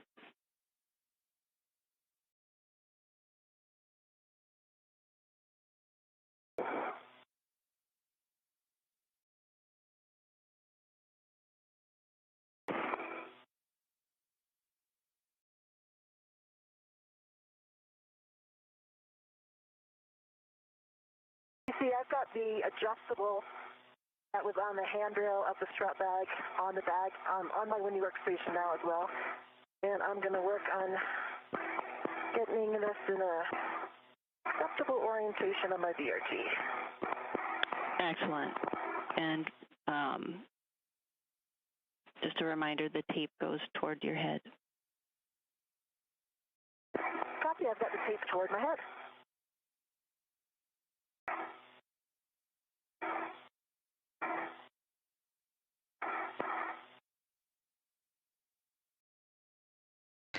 And if you're just joining us this morning, we now are over 11 minutes into the first spacewalk of 2026, the 278th in support of space station assembly, maintenance, and upgrades. On your screen, you see one of our spacewalkers, NASA astronaut Jessica Meir, who has egressed the airlock this morning and is working to get the strut bag, that 8-foot-long bag you see on your screen, configured. Still inside the airlock, but soon to exit, is NASA astronaut Chris Williams. This is Meir's fourth spacewalk and the first for Williams. The duo will work together today to prepare the 2A power channel for future installation of International Space Station rollout solar arrays. Once installed, these arrays will provide additional power for the orbiting lab. Okay. Yes, I'm on the forward side, and I've got the strut bag. Copy. I think how I like it for now. Copy. And I see the cable bag coming out. Okay. Okay, stand by right there. Copy. It's a good location for me to take the red off, too. Okay, and I'm following along, you guys. I heard what you said, Jessica, about the strut bag, and I assume you got your mini workstation red to the non-taped end of the handrail. Negative, I decided to use my BRT ret there, so I have my BRT ret on the non-taped side. Yeah. I have my BRT on the handrail, and I have the adjustable on the taped side. That's right. You did say BRT. I got it written down. Okay, we got all your checks, and I see you passing out the cable bag. And do you need any words on this? You guys got the choreography? Got a ret on the cable. I think we got it. All right, you got a red on it? Chris, I have a red on it. Okay, I am just grabbing it for a second to take this airlock ret off. Okay, and I did use the bag ret? Yes, the bag ret that we talked about. It's released from the airlock, and its ret is back on the airlock gearing extender. Oh, copy. And from this view of NASA astronaut Jessica Meir's helmet cam, we're getting a nice peek inside of the airlock where NASA astronaut Chris Williams is still, but soon will be exiting. They just worked to pass over the tether bag where all of the tethers and cables are located that will be utilized during today's spacewalk. Chris, just a heads up for you, when you come out, you'll be biased toward the aft side of the crew lock. See that? Aft on egress. And the bag's floating up a little bit, but I have a hand on it, so you can just hit it with your foot if it's in your way coming out. Okay, copy that. I am ready to egress if you guys are ready for it. We are totally ready for it. Okay, I've got my visor down and I've got my PECA on. I see you coming out. Thanks, Chris.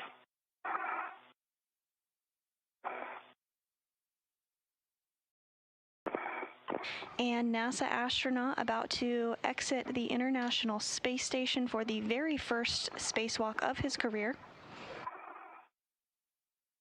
And straighten up a little bit. I see your safer getting caught. Safer's getting caught. Yep, if you can get your legs a little bit straight down. There you go. Here we are, yep.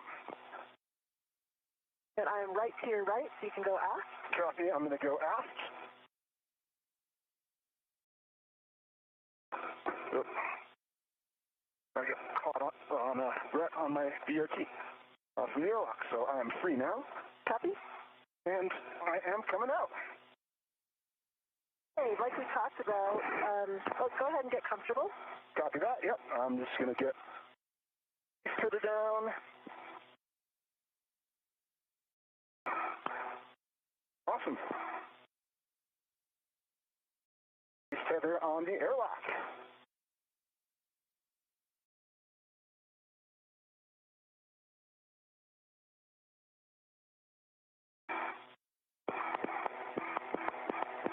Okay, and I got my defector down. Okay. Would you like to go ahead and close the thermal cover before we transfer the bag? Sounds like a great idea. I can help you on this side. Copy that. It started. I can finish it off. I got it. I see the thermal cover is closed. Awesome.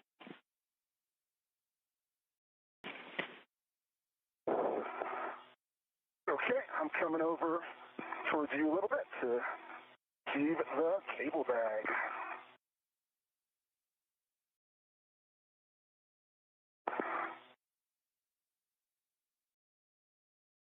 Oh, strap bag's kind of...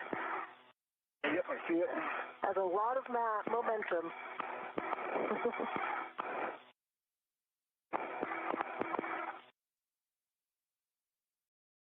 Lock that out.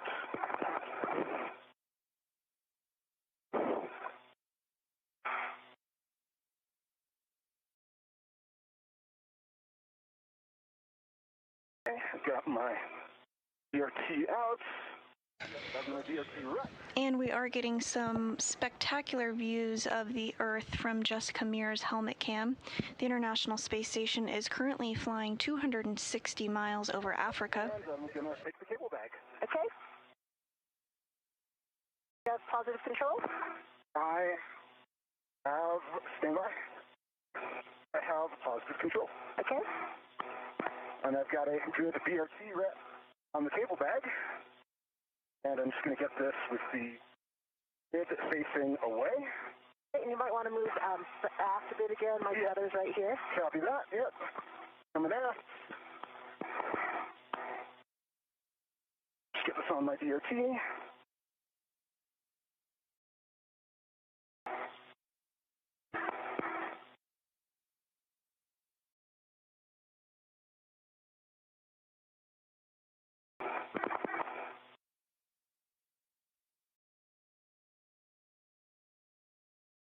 Okay, cable bag is on my BRT.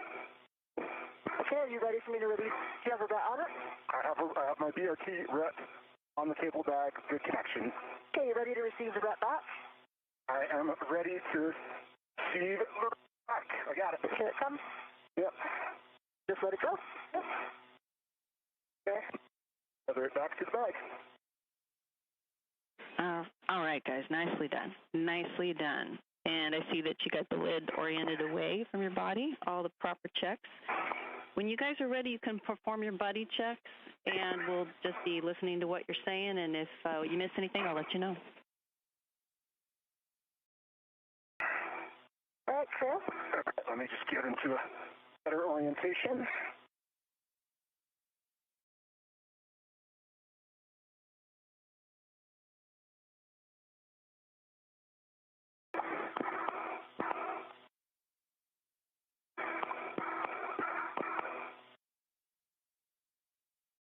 Can you just bring your head down a little bit? Yep, working on it. Okay, I see a green light on your HECA. Copy. Lights are not on yet, neither are mine. Copy. I see 3, 1, 2, can you roll? Okay, I got it actually, 1, 2, 3 tabs up. Copy. And actually your left safer handle is up. Copy, left handle is up. Working on it.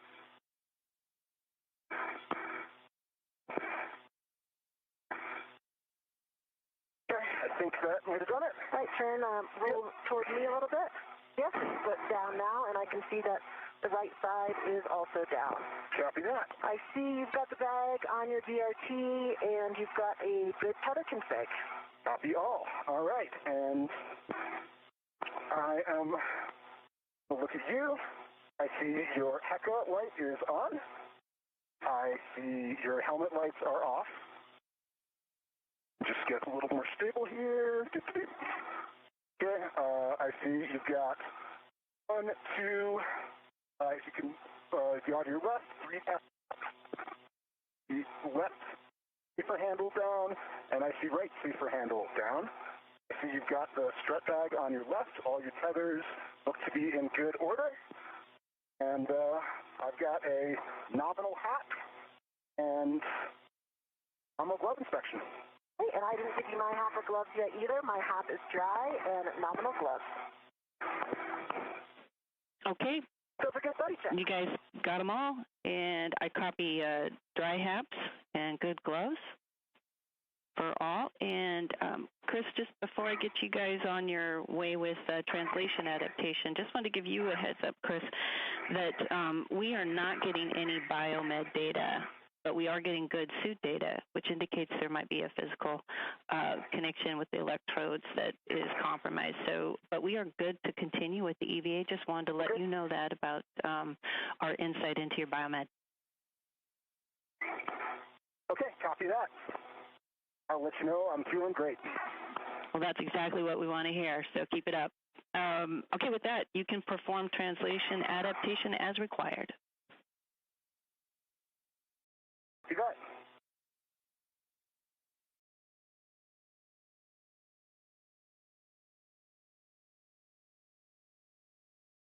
NASA astronauts Jessica Meir and Chris Williams did just complete what is called buddy checks, where they essentially take a look at each other's spacesuits, tethers, and tools, ensuring everything is configured and looking as expected. This will occur throughout today's spacewalk.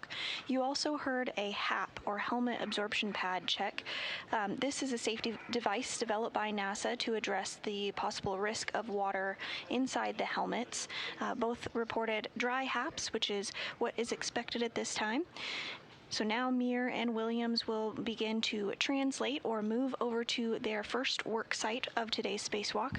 We're now 22 minutes into the first spacewalk outside the International Space Station of 2026.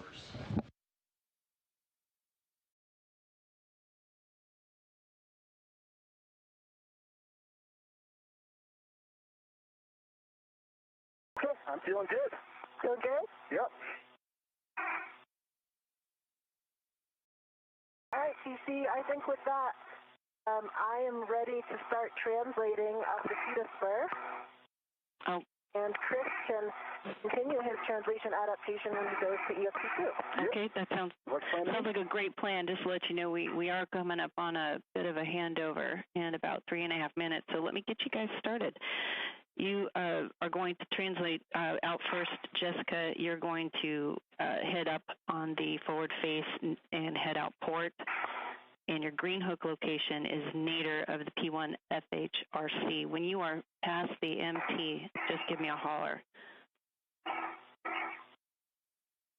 I know I'll be looking for 3651, the nadir handrail. Oh, look at you, remembering your numbers and all that. For you, Chris, you're going to translate to ESP2 with 3. I think you know where that is. You'll be following Jessica. And I have a number of cautions, three cautions to read that will apply when you once you start on the forward phase. So let me get those out while you guys are translating. The first is to avoid contact with the deployed tusk cables on the nadir and zenith feeder rails. Those will be the big white tape things you see going along the face of the truss. Avoid contact with radiators and flex hoses. This is more for when you are actually on P4. And then do not translate on the 2 alpha PVR base handrail. Again, that's when you're at P4. And Chris, I'll try to give you another reminder when you're close to that area. EV1 copies. EV2 copies well. All right. And with that, happy translating, and we are about 2 minutes from a handover. EV1 copies. EV2 copies.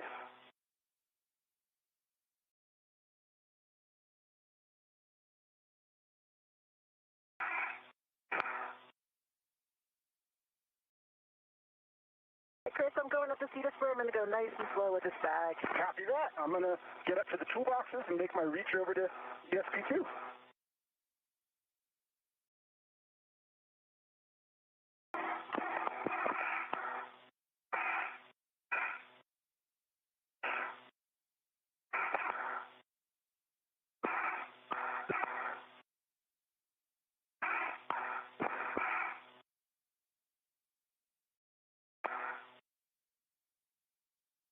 And both Williams and Meir now working on translating or moving to their next area of the International Space Station.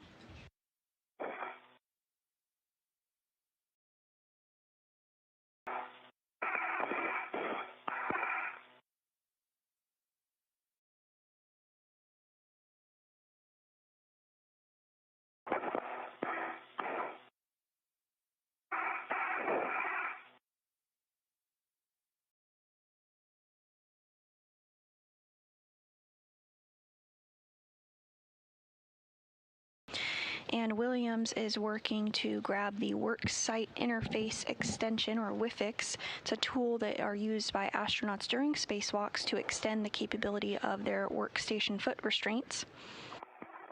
In a short time, Williams will work to get inside of the APFR, or Articulating Portable Foot Restraint, and this WIFIX tool will help give him a better reach as Meir and Williams work to install the mod kit this morning.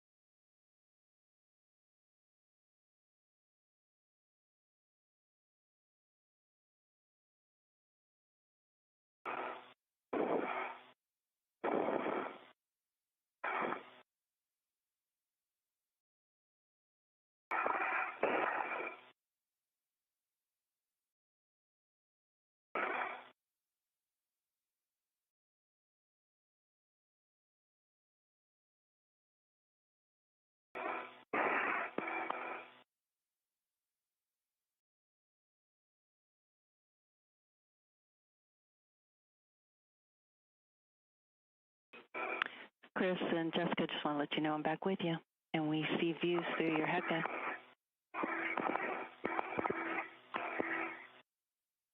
EV1 copies. EV2 copies.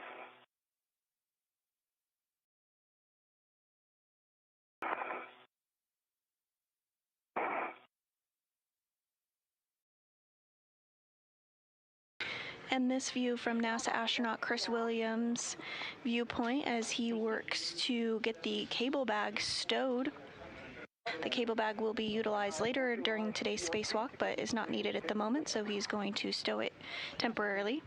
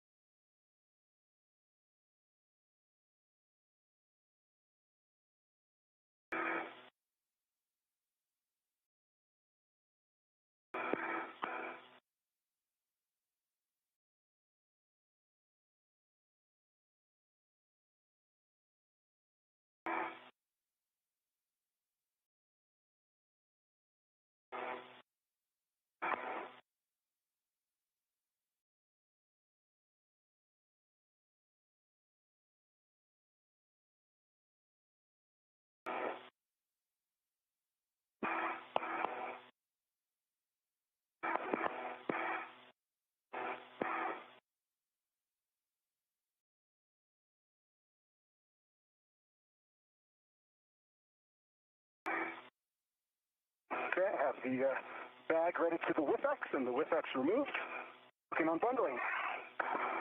All right, Chris, way to go. When you're ready, you can start translating to your green hook location, following Jessica. And you can see that WIFX or worksite interface extension in Chris Williams' hand there. It's going to bundle it to the cable bag to make it a little easier to bring over to the worksite.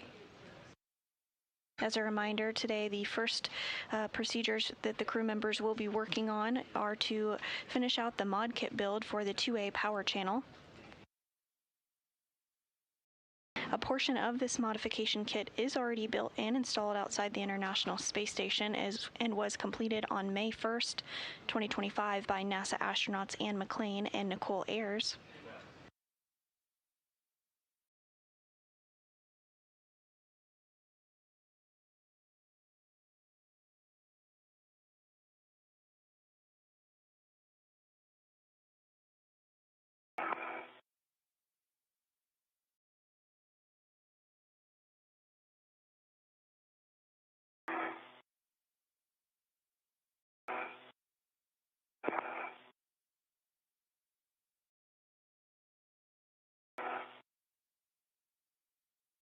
Okay, I'm just past the MT. That was a bit interesting with the bag, and I am at the FHRC. So I'll get ready to do my green hook. Copy, Jessica. Yeah, I saw you managing that big bag going under there. Good job.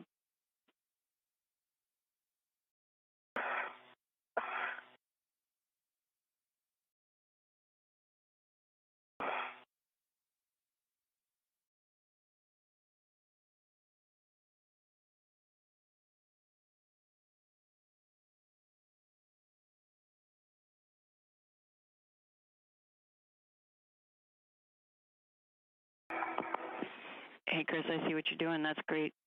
A great fix. Yep.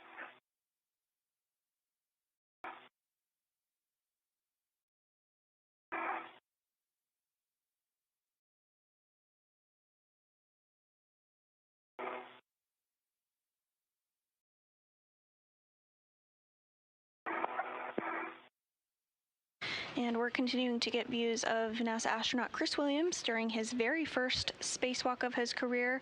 He was working to bundle that WIFX to the cable bag, essentially using a large wire tie to do so.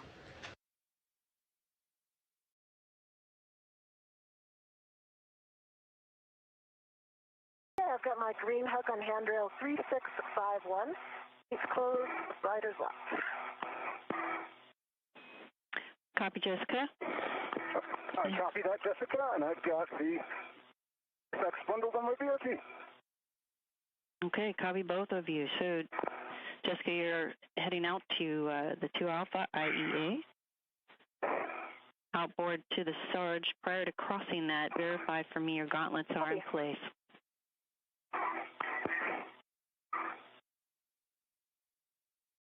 Do you want copy?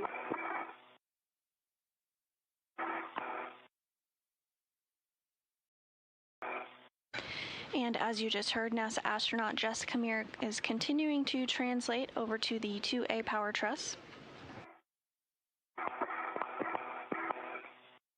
Okay, EV2 is picking up my waste tether and beginning to translate back towards feeder spur. Copy, Chris.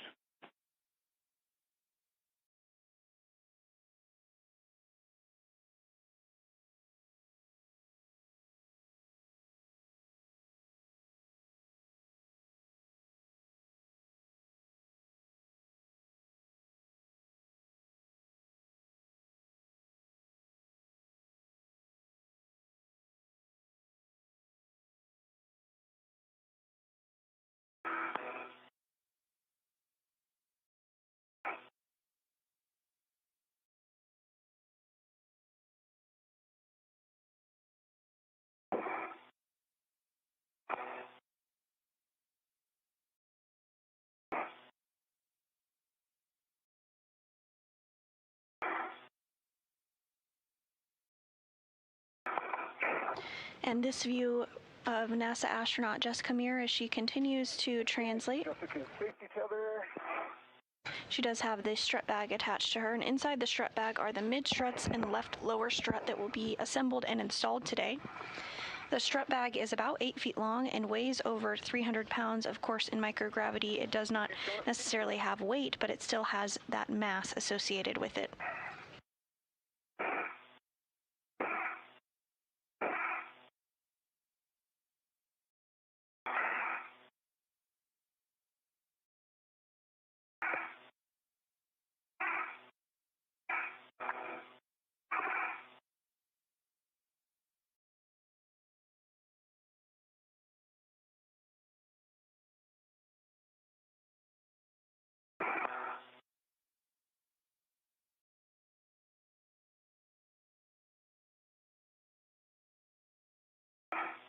EV2's at the top of feeder spur. Welcome to the forward phase.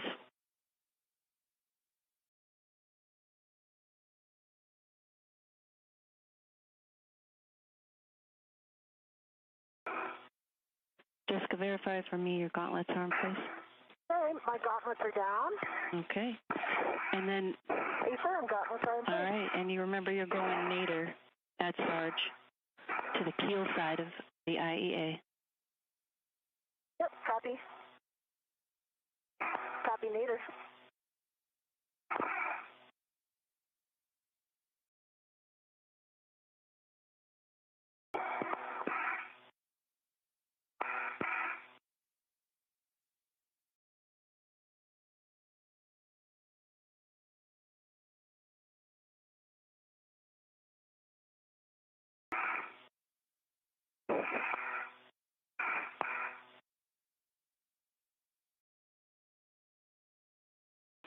And Chris, I'm watching you, but when you are past the MP, just let me know. And we did just have a great view of NASA astronaut Jessica Meir as she continues her translation to the 2A truss of the International Space Station. I'm on the bottom of the IEA. Copy that, Jessica. Those are the tuss reels, that white tape-looking thing there, Chris, under the handrail. Yep, Just pointing it out because I see it. We don't see. Yep, and I will avoid contact. Yeah. Just trying to. Of course you are. Yeah. Just pointing it out. Yep, affirm. I'm just. Yeah, absolutely. I'm just trying to avoid Jessica's safety tether here. I'm sitting on the caught up on the rear part, and I'm just putting it inside of it. Yeah, I'm at the strut bag location, so I'm going to start working on that. Copy, Jessica. Let me know if you want me to call out any handrails for you. And I did put a poor man fairly at the end. It did actually come off, so we can see to get the strut back on if I need to put that fairly back in or not. Okay. When you head back inboard, we'll address that.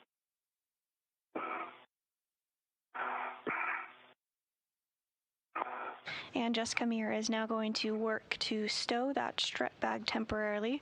Once Williams joins her in this location, they'll hand off the cable bag.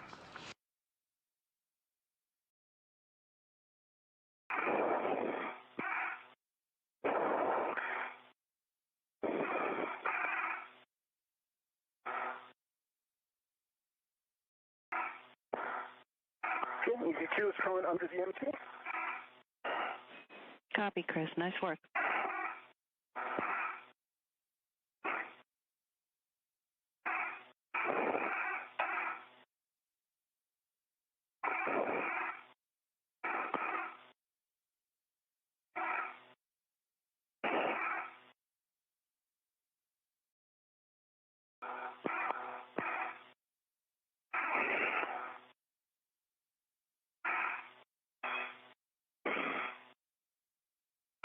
Okay, I've got the strut bag off my BRT.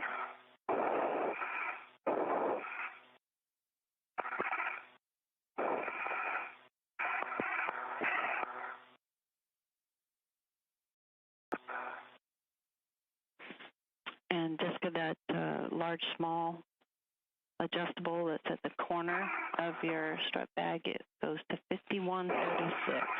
Yep. Copy. That is in work.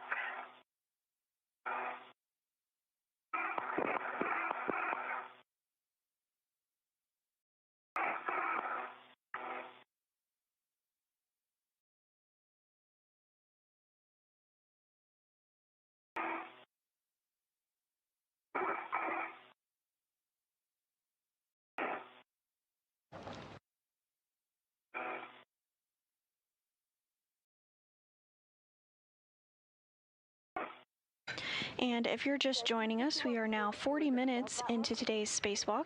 That is one of the... Or is it the one that's right in front? 5142 is one of the handrails we have.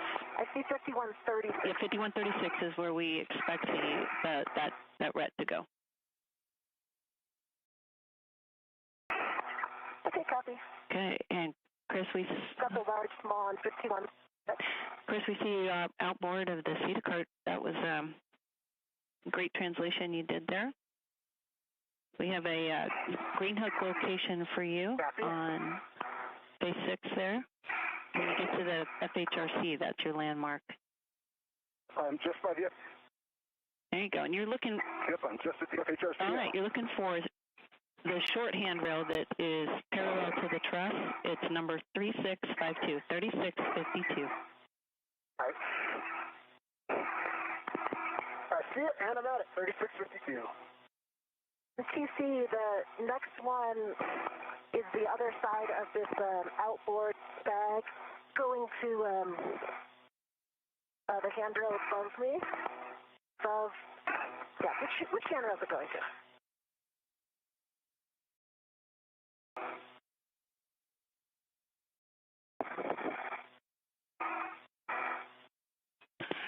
And Jessica, we're expecting a large small to go to 5142. And I believe that's the short one that is facing the BGA.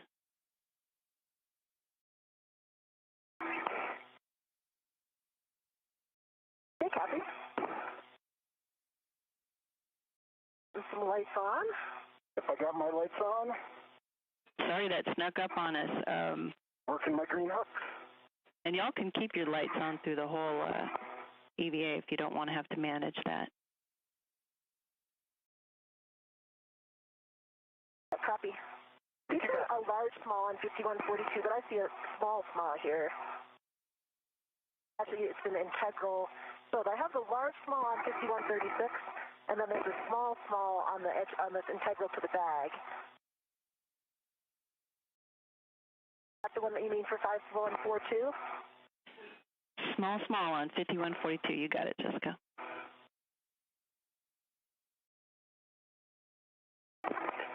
And I've got my green hook down on 3652, in a small handrail, and I am continuing outbound. Copy, Chris. And as you head outboard to the Sarge, before you cross, check that your gauntlets are in place.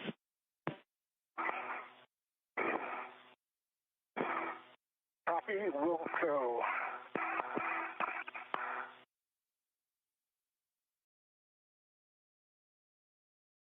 TC, I've got those two down. I'm going to go down to the inboard end.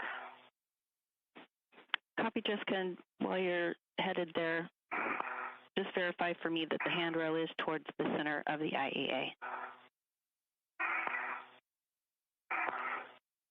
Affirm. It will be when it's tacked down. Okay, copy. And we're about a minute and a half from handover. Okay, copy. Copy.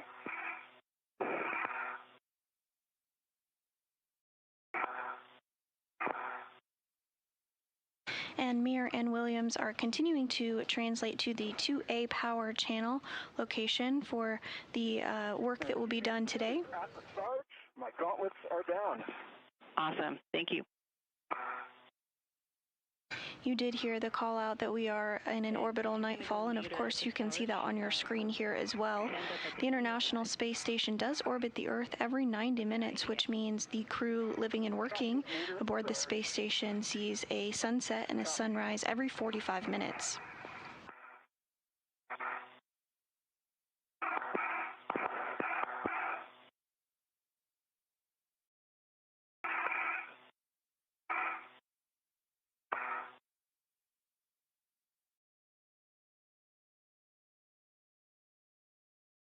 Okay, I see your safety cover in front of me, Jessica. Okay. I don't want to get stuck on the sky. Might take it with me and format it at the corner by you. Okay. Okay.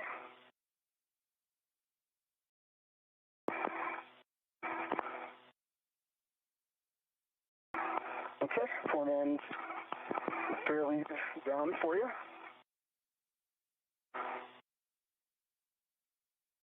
Once Williams and Meir do reach the 2A power channel, they will begin worksite setup.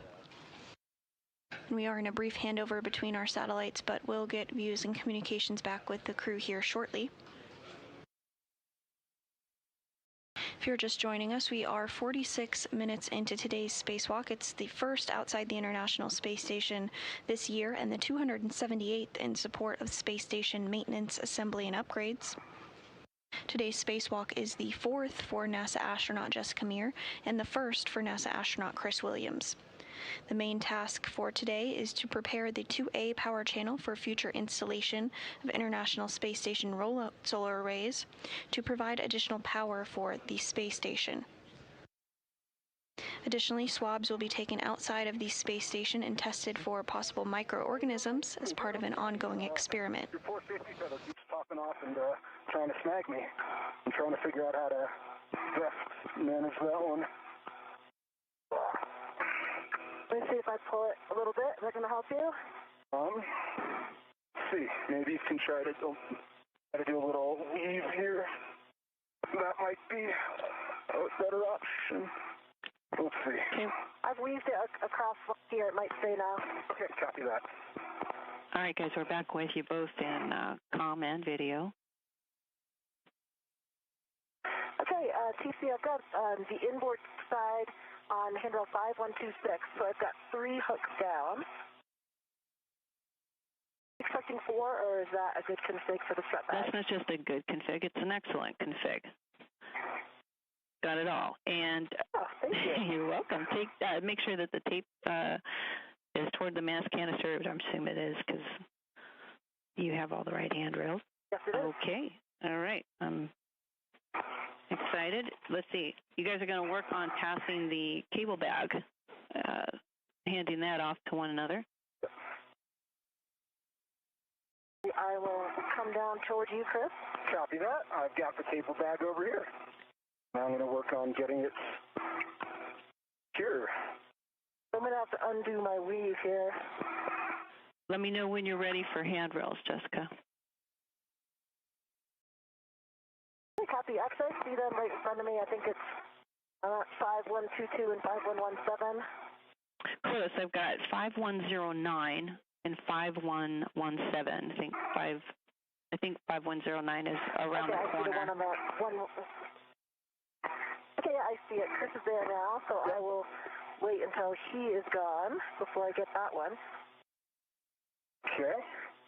So, and let's see, we're going to put it this way. Yeah, and the hinge is going to go toward the center. All right, let me take my DRT off. I'll keep my DRT ret on. My DRT is disconnected. Okay. I've got a hook down now, Chris. You have a hook down? I've got a hook on 5117. Okay, I'm going to take my DRT ret off of the cable bag. DRT ret is off.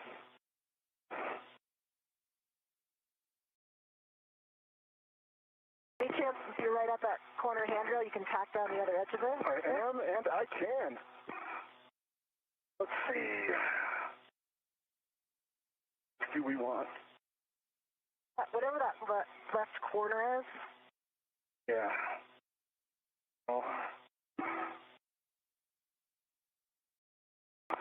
But yeah, anything on that side that's facing you.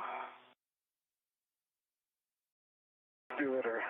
If you put it, well, if you can put it on the bottom on that side, I think it would help you because it'll clobber the ORU left. You're right. Do that.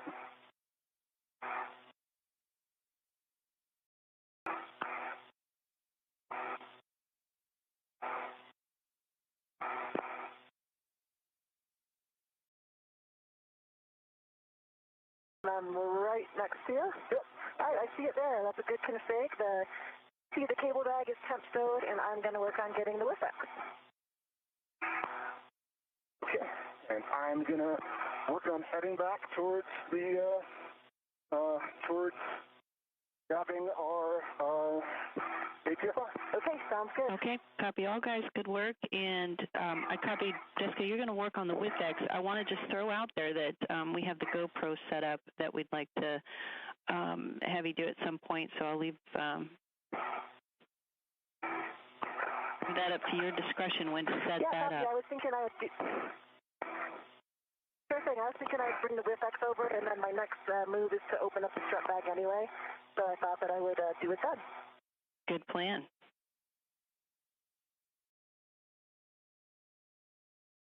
Be happy to have that strut bag off me.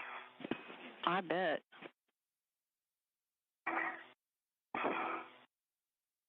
Yeah, I'm crossing back over the Sarge. Copy, Chris. You see, I've got one of my rets on the WIFX, so I'm going to release this with ret that's on the bag. I'm going to leave it on the bag. We're going to use that later for the lens cover. And NASA astronaut Jessica Meir now working to unbundle the WIFX from the cable bag. As you see on your screen there, that WIFX is the worksite interface extension, which is used by astronauts during spacewalks to extend the capability of workstation foot restraints. So that will be utilized here shortly.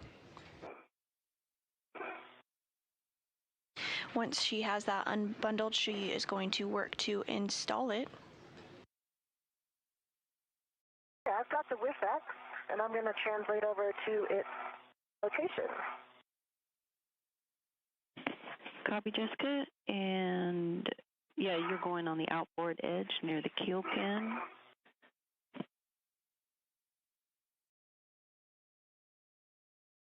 Copy.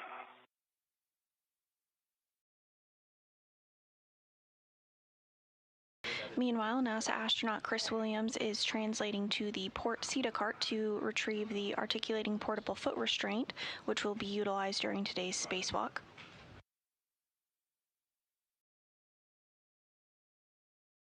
The primary goal of today's spacewalk is to prepare the 2A power channel for future installation of International Space Station rollout solar arrays.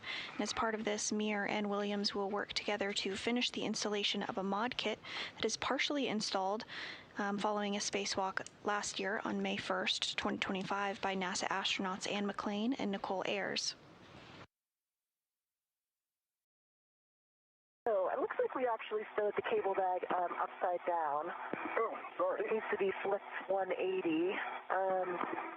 Would you suggest I do that now or go handle the WIFX and we'll come get this after?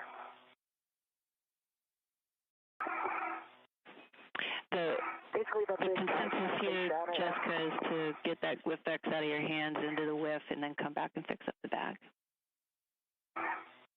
Okay, sounds good. What's that plan?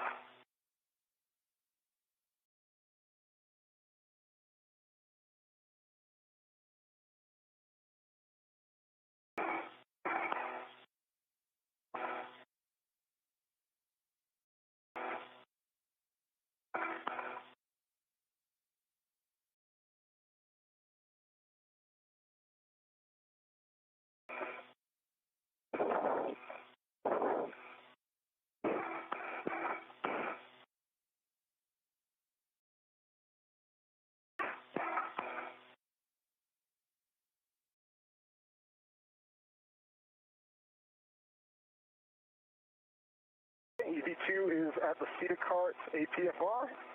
I'm just going to work on removal. Okay, man. Take your time. You guys are doing good.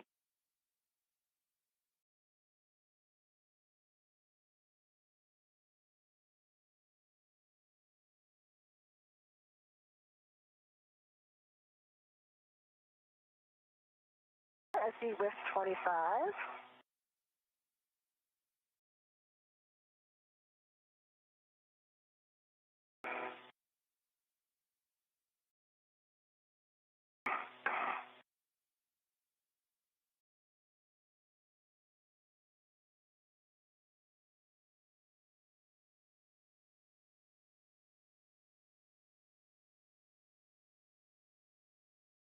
We're now 55 minutes into the 278th spacewalk in support of space station maintenance, assembly, and upgrades. This is the fourth spacewalk for NASA astronaut Jessica Meir and the first for NASA astronaut Chris Williams, who are our spacewalkers today. The primary task for today's spacewalk is to prepare the 2A power channel for future installation of International Space Station rollout solar arrays. Once installed, the arrays will provide additional power for the orbiting lab. When you're ready for the clocking. I think I got it. The clocking's going to be 6, correct? That's correct. Okay.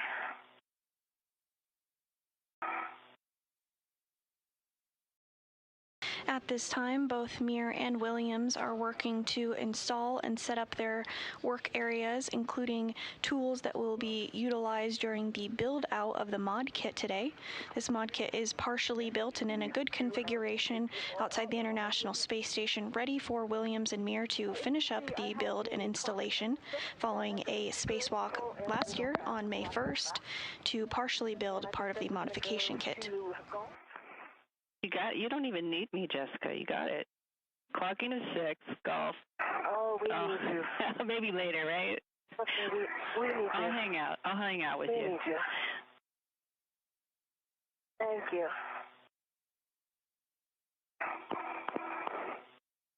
Okay, I see a of golf, and the 1 is already set. Don't need to change that. All right, we copy. Good config for the WIF-X. You can start the work relocating the EV3 PGT and torque wrench from the strut bag to the WIF-X handrail. In work.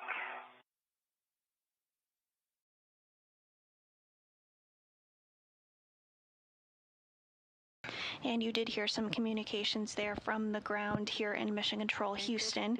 NASA astronaut Tracy Dyson is today's ground IV and will be communicating with NASA astronauts Jessica Meir and Chris Williams throughout today's spacewalk. You're like a pro already. Okay, you're going to translate once you, again, cross the Sarge. Before you get there, check your gauntlets are in place. Copy, Wilco.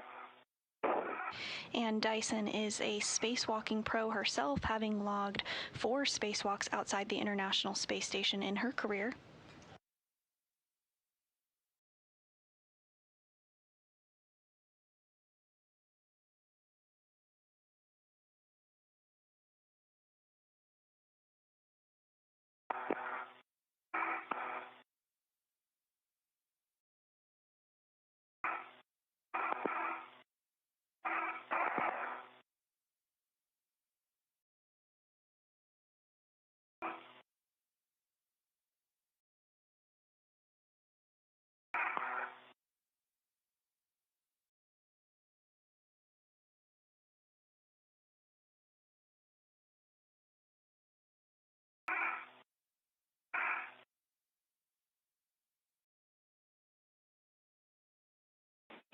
You guys ready for a confidence booster?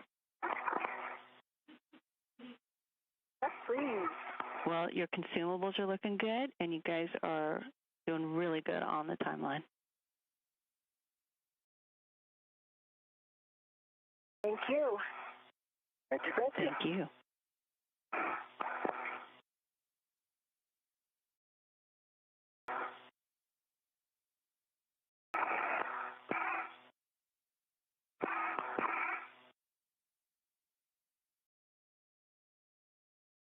And Williams is continuing to translate prior to installing the articulating portable foot restraint in that WIFIX. Meanwhile, NASA astronaut Jessica Meir is working inside of the strut bag to relocate the PGT or pistol grip tool and the torque wrench. And you can see a view of that on your screen now. Out of the bag, and then I'm going to release the bag adjustable. Gotcha. So you got, in other words, you have the adjustable on the WIFIX handrail? Negative the ret. I think it's supposed to be the free end of the ret that's on the adjustable. Gotcha. Yes, I gotcha. That's a good config. Okay.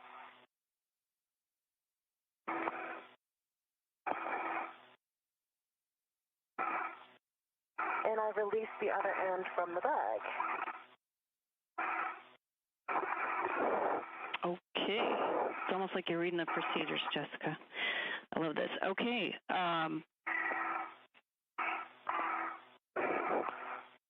I'm going to have you... So I think with that, I'll go back down to the strut bag.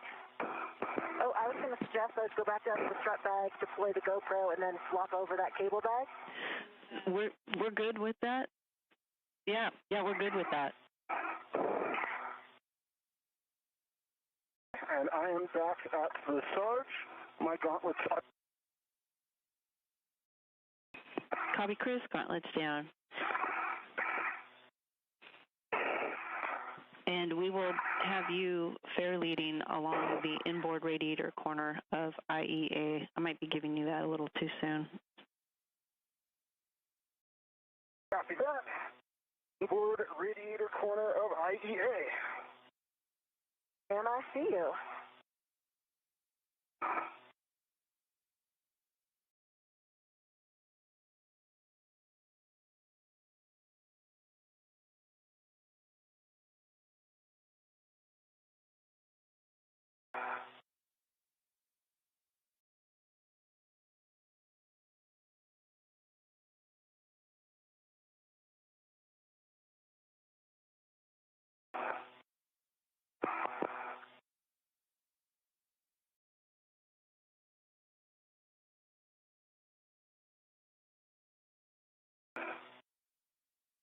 So in my head, we had the GoPro on the other end of the bag, but we have it on the far end.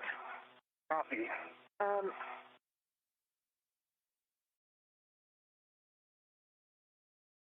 I'll take a look at what I see.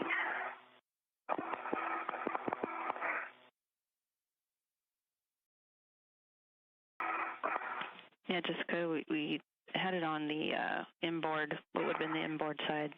No, wait, yeah, inboard side. Yeah. Yeah, I got it right here.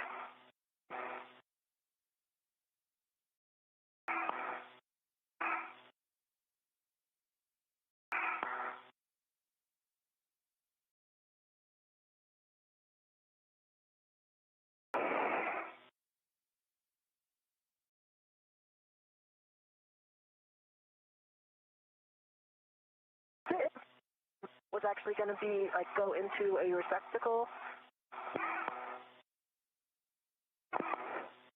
I think the nut was just going to go into like a whip.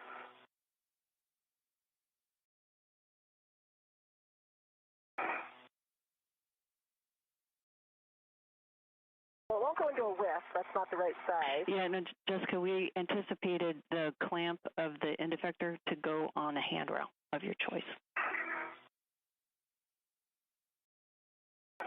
Okay, yeah, that makes sense. So it's the handrails that are down here. Okay, maybe over here. I fear that it's going to be like just getting a lot of video of the bag itself, but it's okay. Not required. I'm going to turn it on.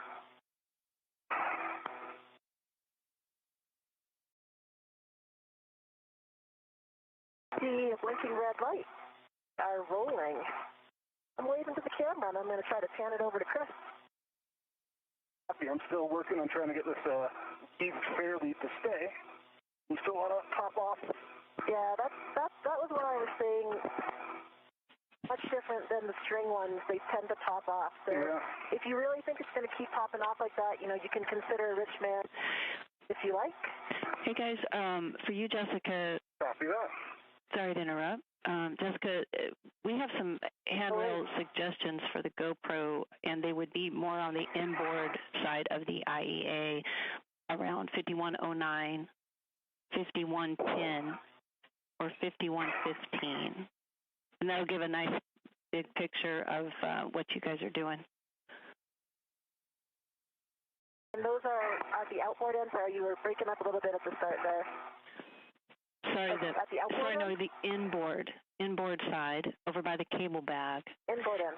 Okay. And those handrails are 09, 10, and 17, ending in those numbers. Okay, copy. And for you, Chris. So, and you think that? Go ahead. You thinking to leave it on the bag, Rhett? Well, negative. Once you have it connected, you can red it to the handrail that you're clamping to.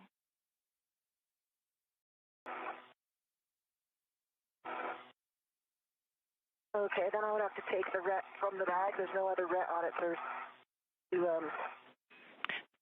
Yeah, we concur. If there's not enough ret links to make it over there and then come back and release it, then you might need to use your workstation, your mini workstation ret.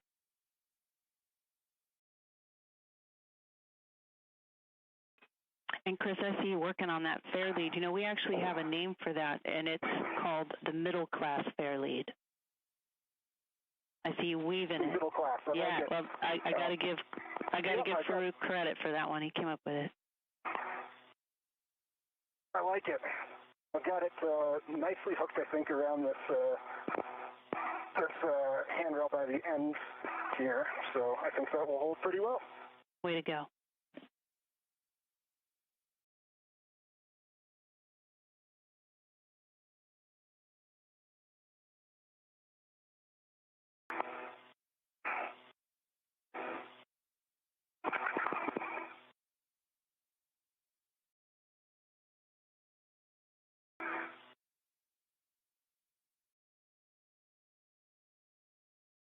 I've actually put the MUT on 5117. Near the corner here, next to the cable bag. And I think it could be a good spot to try. We like it. And I think I'm just going to leave the ret on it to the bag. Okay, sounds good. Not in the way of anything.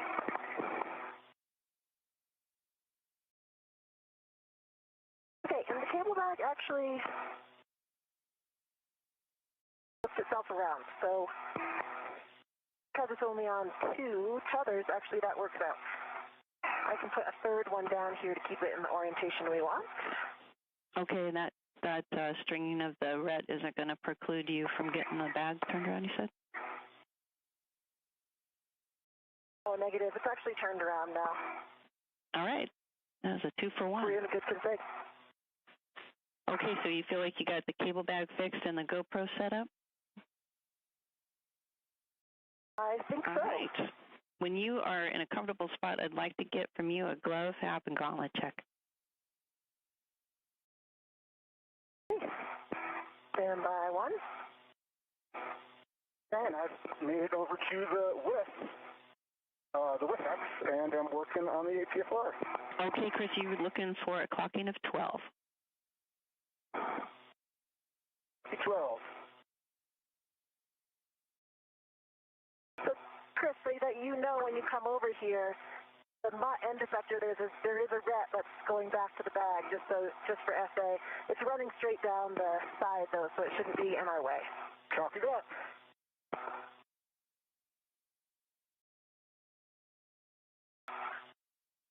I see you right there, so I'll pause here. Sorry. All right. Okay, TC, I will give you my check. My gauntlets are down. My hat is dry.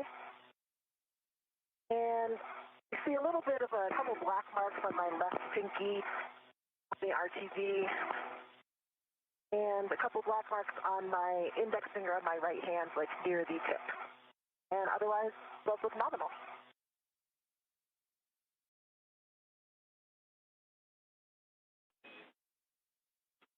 And NASA astronaut Jessica Meir did just complete a glove and HAP inspection. Meanwhile, Williams is continuing to install the APFR and the WIFIX. That articulating portable foot restraint will be utilized in the next steps as the crew works to build the mid-strut.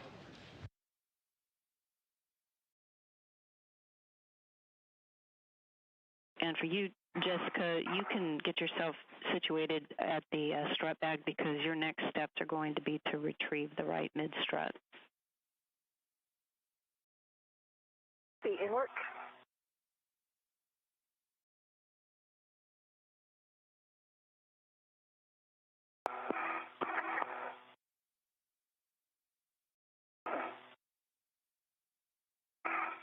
And Chris, I'm just underneath your feet, so I'll give you a moment to get that APFR done before I come over to that corner. Copy. I need to put it in, but I didn't realize I didn't have clearance to rotate it with the ingress aid, so I gotta just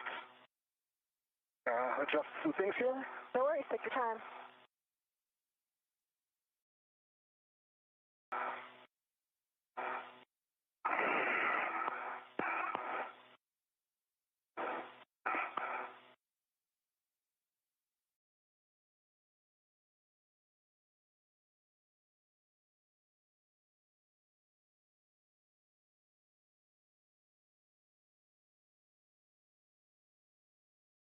I'm just giving you guys a heads up, the sun will be coming up in about 5 minutes.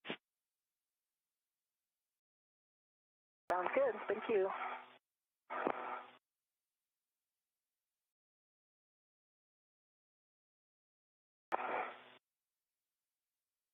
Okay, I have the APFR installed in a clocking of 12. Way to go. Give me those checks, if you will. The locking collar, hold, twist test. Yep. Stand by for all of that.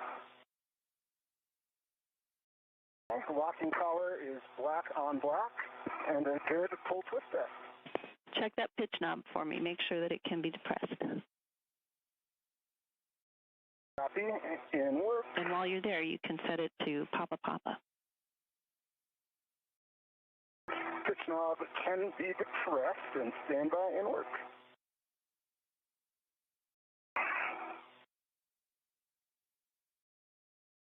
And we are at a pitch of Papa Papa. Pitch knob is up and can be depressed. All right. And then the next setting is Charlie for the roll and 12 for the yaw. Hey, Charlie, cool.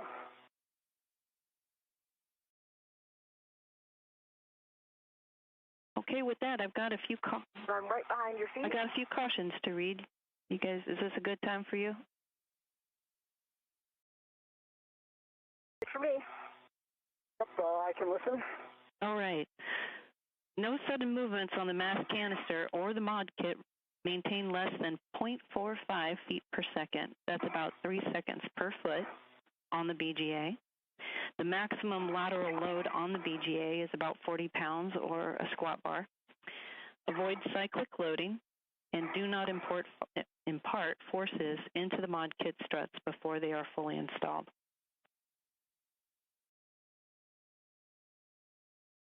ED1 copies. ED2 copies.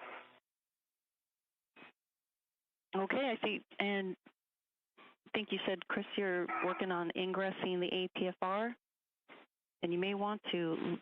Still getting the settings. Say again? I'm still working the yaw on it. Sorry about that. I thought I heard you had them set. No worries. And I'm going to come a little bit further outboard, Chris. Copy.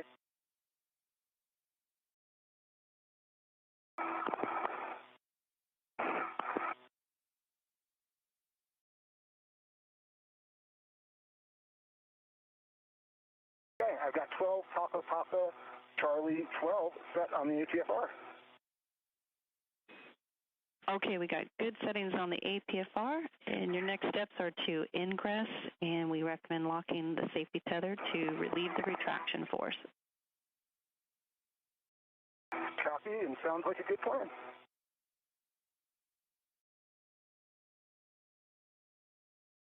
And NASA astronaut Chris Williams is now going to work to get situated in the articulating portable foot restraint. Right mid-strut, I'm gonna loosen the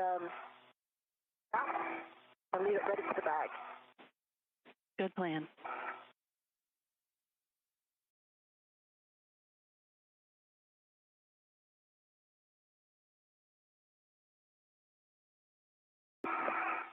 Meanwhile, Meir is retrieving the right mid-struts from the strut bag. You can see this view on your screen there of Meir as she works to retrieve those struts.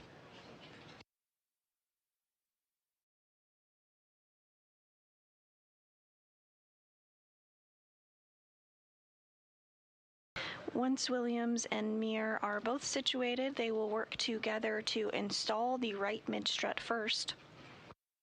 They'll be utilizing the PGT or pistol grip tool to install the strut into place. The PGT is sometimes referred to as the space drill and will be a key component and tool utilized during today's spacewalk.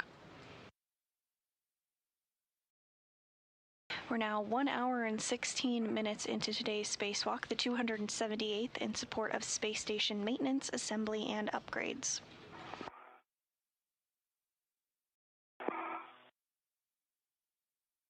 Chris, I'm right off your right side. I see you. Let me know if I can help you at all. All right, well, let me just get the finger fade up. Try not to yaw it while I do. Gonna get my visor down.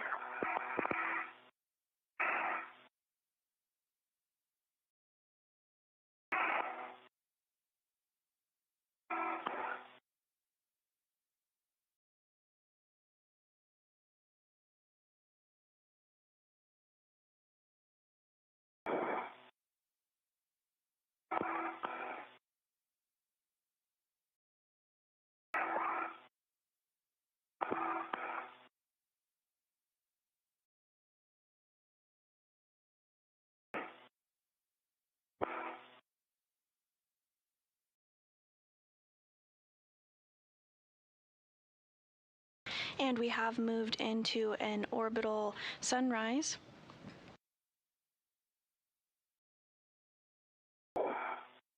Angle might be a little bit off on the GoPro. Might be looking towards the sun a little bit too much. Needs to come to the right a little. We can fix that later if you like. Copy. The International Space Station is currently flying 267 statute miles over the South Pacific Ocean.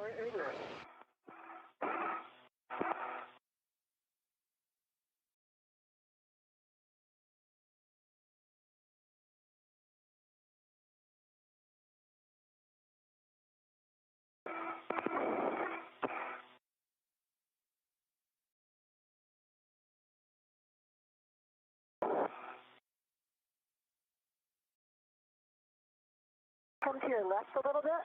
Yep, I'm working on stabilizing.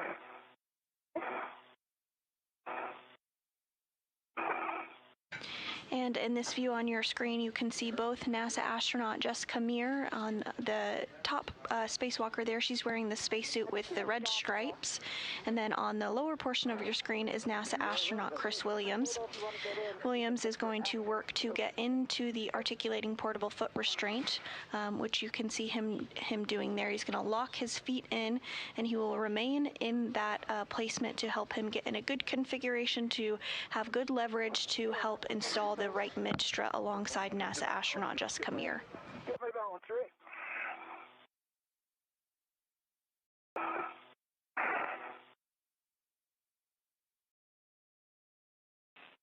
And this might help, Chris. We're not sure if you locked out your safety tether, but that retraction force is pretty strong and could be working against you. Oh, yep, I did lock it out. Okay.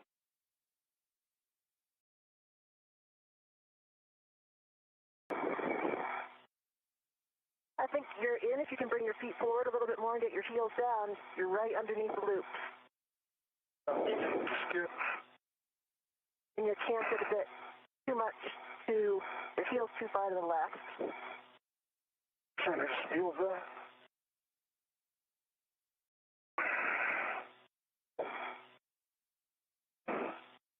Let me just reset. Fix the yaw while I'm at it.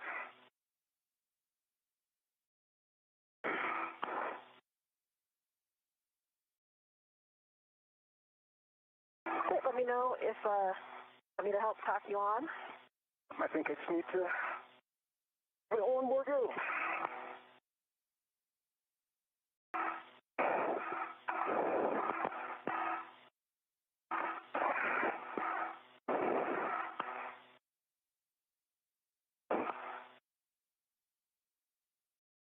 The left foot's on top of the toe loop, so bring it down.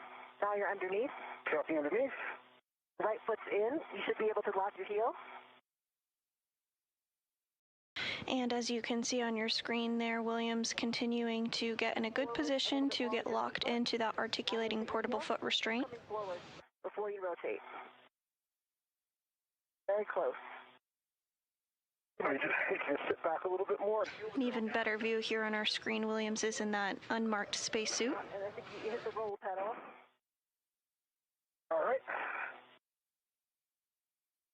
That's, so I think overall, it just move a little bit more slowly. And your, yeah, it was, okay, that was the yaw, and then you also hit the roll. Yep, I see it. Yeah, at the end of the width, on the width, that says a little bit more bounce than I was expecting, so I'm trying to just work through that. I think you just needed to get your foot a little bit further forward before you rotate your heel. Copy all.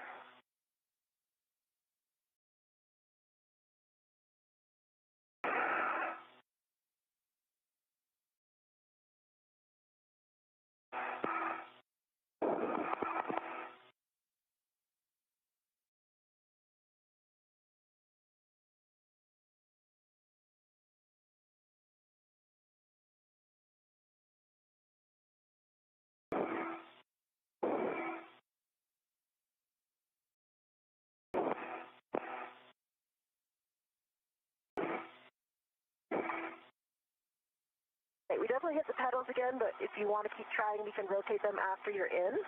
Copy. There's your left coming underneath. Your right's underneath now. I think you need to come forward a little bit more with your toes. Now rotate your heel on your right side.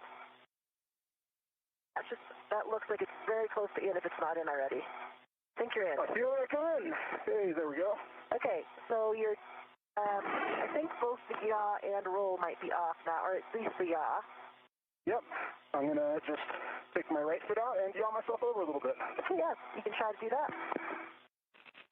Okay, guys, we're about 45 seconds from the handover. Copy. Charlie 12 on the width, on the APFR. Roll and yaw. Copy. I see Charlie, and he's adjusting the yaw now. Feels about right? That looks about right. Yep. Nice job. Okay. All right, great job. And Williams is now in that articulating portable foot restraint. We've got about 20 seconds Okay, you feeling? to a 20-second handover. Okay, copy. Take a breather, Chris, and when I come back, we'll check your access to those sections of the mounting bracket. Copy. Copy all. And if you're just joining us, we are approaching the 1 hour, 30 minute into today's spacewalk, the 278th in support of space station maintenance, assembly, and upgrade. We are currently in a brief handover period between our satellites, and the team here in Mission Control is being led by NASA Flight Director Deanna Trujillo. The primary task of today's spacewalk is to prepare the 2A power channel for future installation of International Space Station rollout solar arrays. Once installed, the arrays will provide additional power for the orbiting lab. Today's spacewalk is being conducted by NASA astronaut Jessica Meir. This is her 4th spacewalk of her career, as well as NASA astronaut Chris Williams, who is completing the 1st spacewalk of his career. So far, the duo has exited the Quest airlock and translated to the work site for today. Just before we had the handover period, we did see that Williams successfully was inside the articulating portable foot restraint, which was the milestone that needed to be completed before work began on installing the right mid-struts. I think I'm in a good position. I think I'll be able to access the mounting bracket from here. Excellent. Guys, I'm back with you. I think I heard you say, Chris, you think you can access the mounting bracket. Check the pit pin, grounding block, and the strut clevis. I see the pin grounding block, and the strut clevis is a little bit forward, but I should be able to reach it, and I see the bearing in there. Excellent. There's a great view through your helmet cam, too. We'll take a glove, hat, and gauntlet check when you're ready. Copy.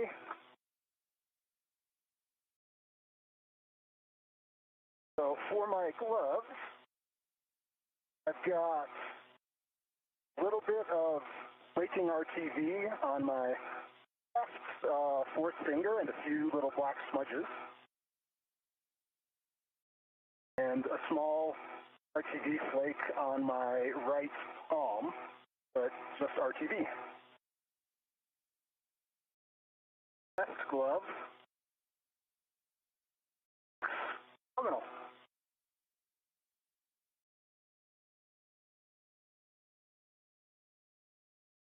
Okay, Chris, copy on your gloves. That's we're still good with those. What about hat and gauntlet? And it's got a dry hat and gauntlets are down. All right. Excellent, guys. So we are ready to install the right mid-strut. So if, Jessica, you can work on transferring the right mid-strut to Chris. Chris, you're going to receive the mid-strut and ret to the handrail stanchion closest to the side pad.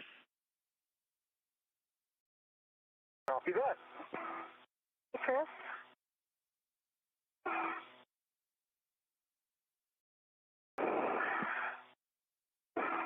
And we are seeing a view of NASA astronaut Jessica Meir getting that right mid-strut out of the strut bag. She's going to hand it over to Williams in that articulating portable foot restraint.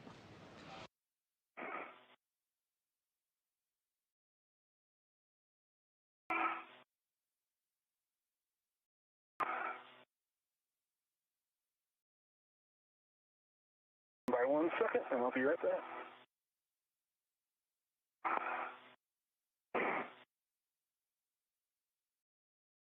TC, just letting you know, I'm fine with it for now, but I left the glove. I think that I have padding on the back of my hands because the gloves are too large in the width, and I think it's a little bit too thick. So it's pretty hard contact point on the outside of on the back of my left hand. I'm okay with it for now, but I'll keep watching it because it does kind of limit my motion of my left hand a little bit.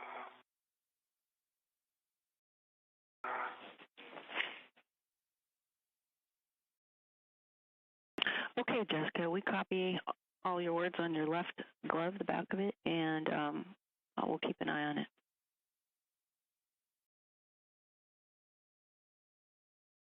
And just a question, if I know we don't often adjust our palm bars when we're pressurized. If I were trying to relieve, kind of loosen the palm bar, I'm assuming that should increase the diameter there, which might help it a little bit. Would I have a go to try that? Checking. Chris, let me know when you're ready. We can start. I'm ready. Okay. Here it comes. Okay, I've got it. Okay. I've got positive control. I'm working my ret. Copy. And Meir now working to pass over that mid-strut. I've got a ret on it. I can release this large. Okay. I'll get a hand on it. All right, it's coming down to you. Large hook. Okay, large hook's back to the bag.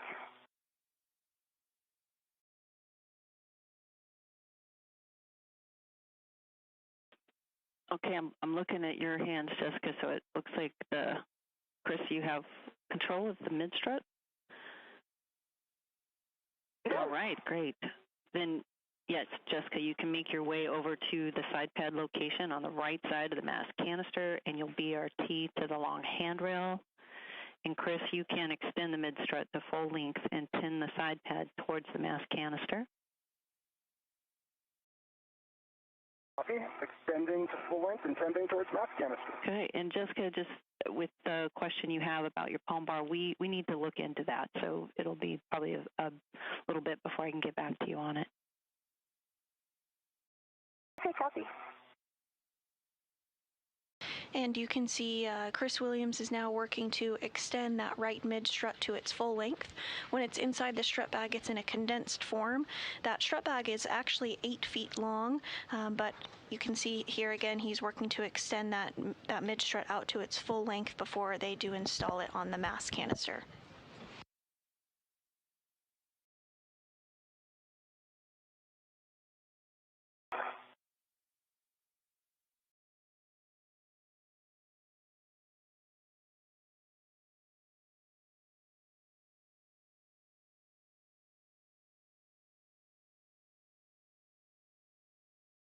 I found the long handrail.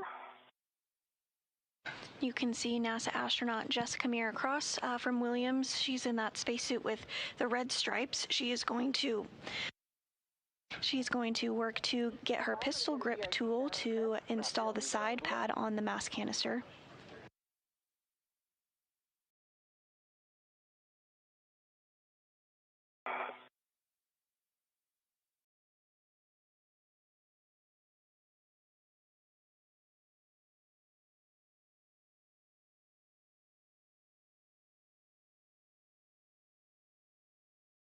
Okay, you see those connectors by your left?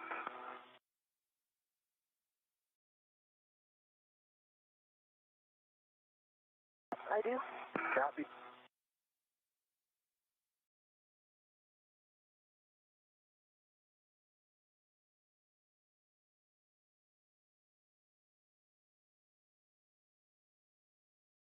Okay. Ready to receive the side pad. Copy, there you are. See the arrow is up. Okay, Jessica, there's a warning I need to read to you that there's a pinch point between the side pad and the mass canister. Copy. And for you, And my red is locked out. Thank you.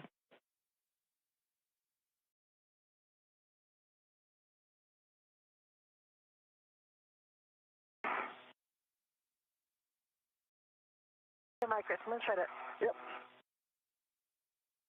So now that this right mid-strut is fully extended, Meir is going to work to install it using that side panel. She'll utilize the pistol grip tool to do that. We did just have a good view of it a moment ago, and we will get another here shortly. But she's going to line it up with those holes and use the pistol grip tool to safely secure it. And there you can see that view again.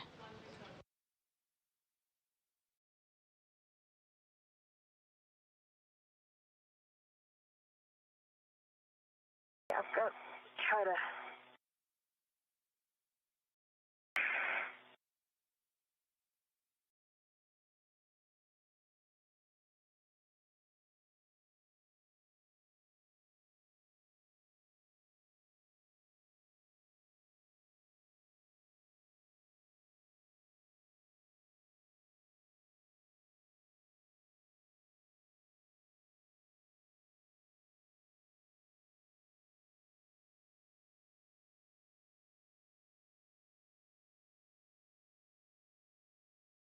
Hey, Chris, we'd like you to hold the strut not just by the bolt, but the clevis of the canister. Thank you.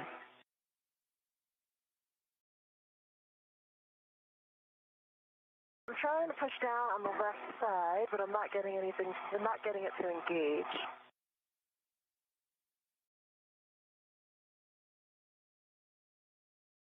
Copy.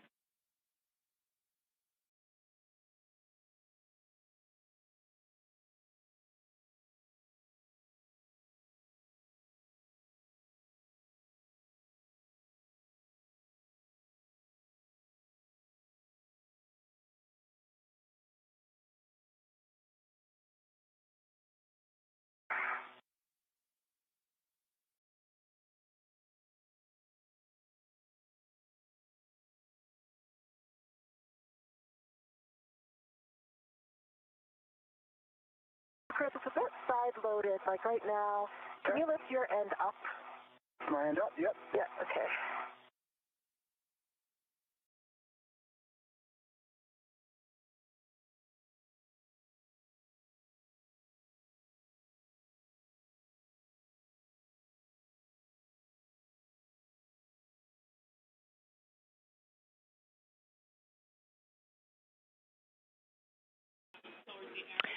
So, Jessica, the tab that is on the side pad, it looks to us like it needs to go up a little higher on the mass canister there.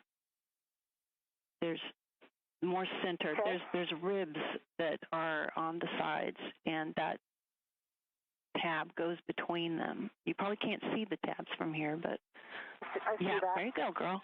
Oh, I got it. Nice. Got it on. Okay, yeah, I was just too far down.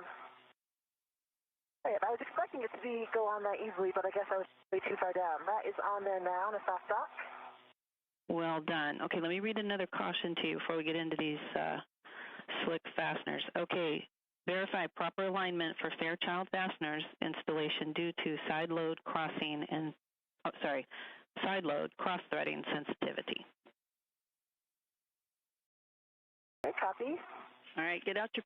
And is the order does not matter? Correct. And we'll just get out your PGT. Let me know when you're ready for settings. In work. Okay, how are you doing, Chris? Doing great. I'm just holding this here.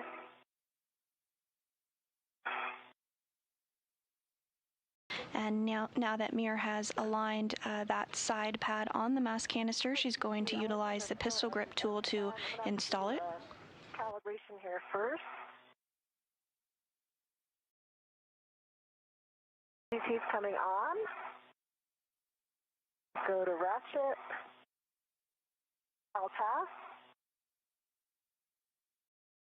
Back to motor.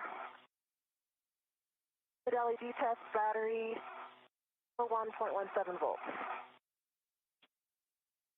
Just like they taught you.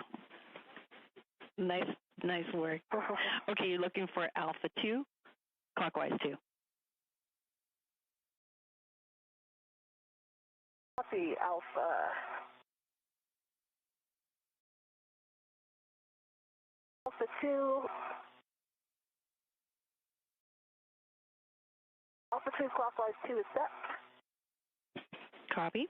You're going to drive mic 9 through mic 12, any order, exactly 2 turns, and call it out after each bolt. Okay, copy. I'm going to start with bolt 10.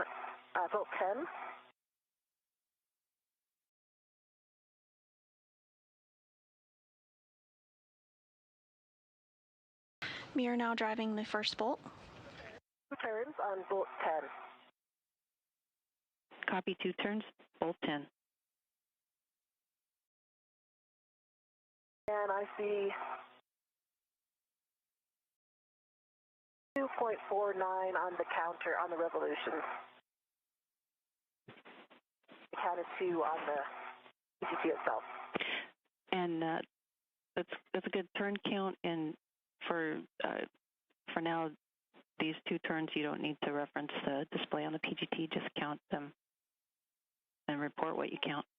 Okay, copy.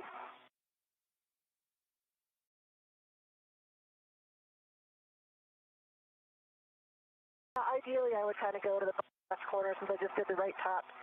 That matters because I have better access right now to 12. Any order.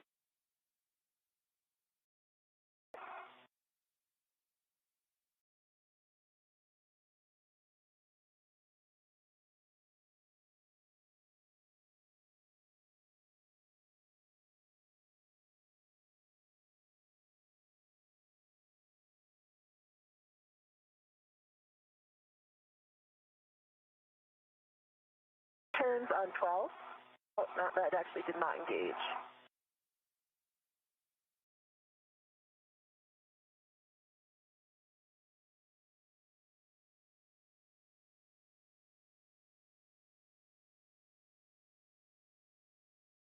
Now I've got 2 turns on 12. M12, 2 turns.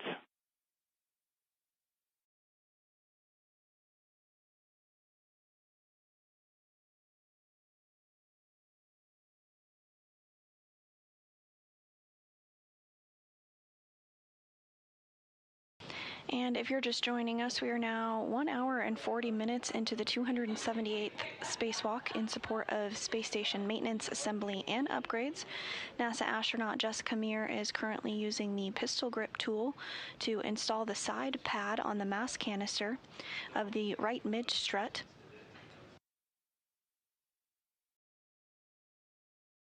Today's focus on the spacewalk is to prepare the 2A power channel for future installation of International Space Station rollout solar arrays. And as part of this, the crew is working to build a mod kit. And that modification kit build is in work, as you see on your screen. A portion of this mod kit has already been built. On May 1st, 2025, NASA astronauts Anne McClain and Nicole Ayers worked to build a portion of the modification kit, and the main goal of today's spacewalk is to finish up the build.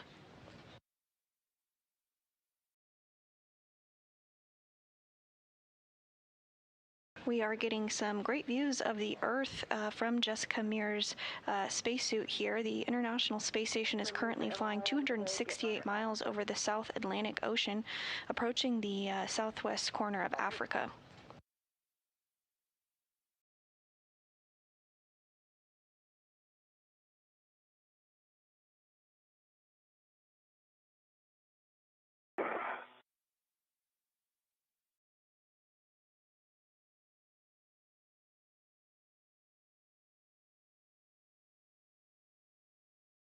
I've got 2 turns on M9. Copy, 2 turns on M9.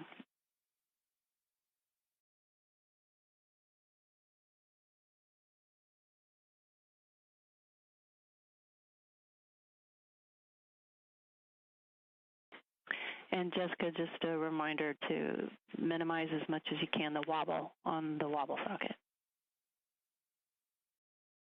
See?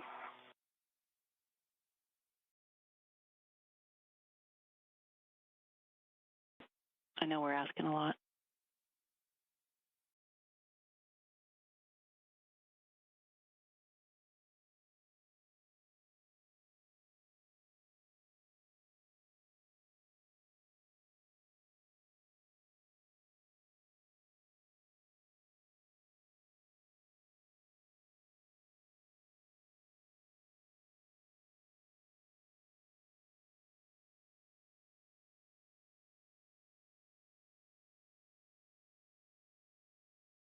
I might need to move my BRT.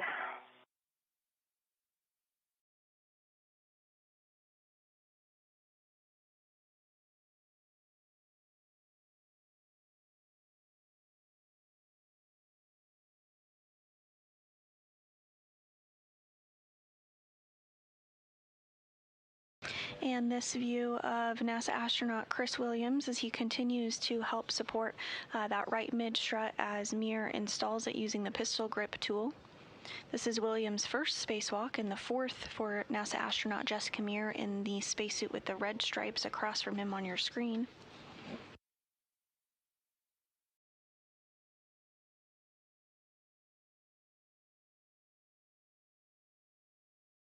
Not ideal here with the BRT on the wrong side. I'll try to get a different body position here, TC.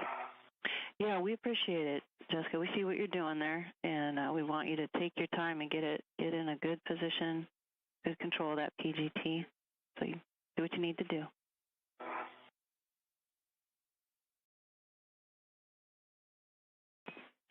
Nice. Nice position. Looks like a great idea. A little bit too far away from it.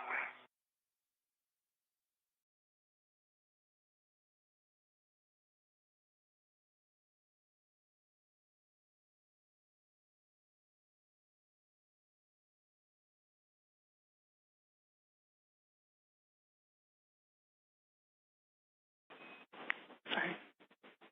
Just what if you release or loosened up the collar on your BRT?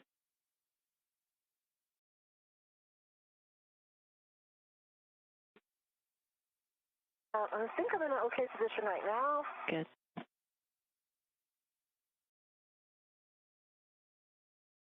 And and I've got 2 turns on M11. 2 turns on M11. Nice.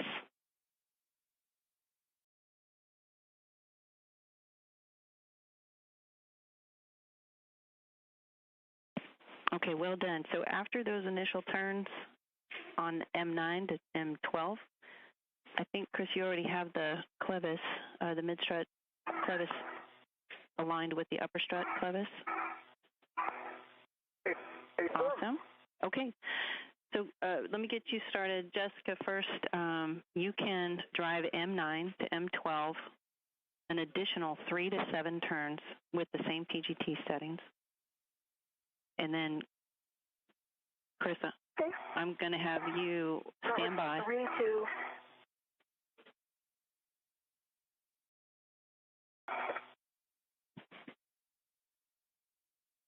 Was 3 to how many turns, CC?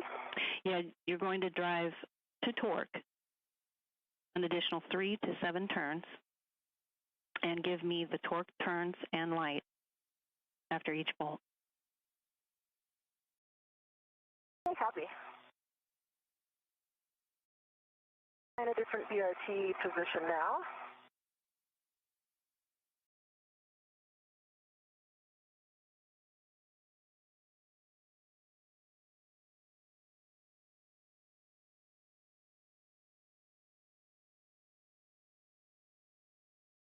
Meir continuing to use the pistol grip tool to drive those bolts in securely.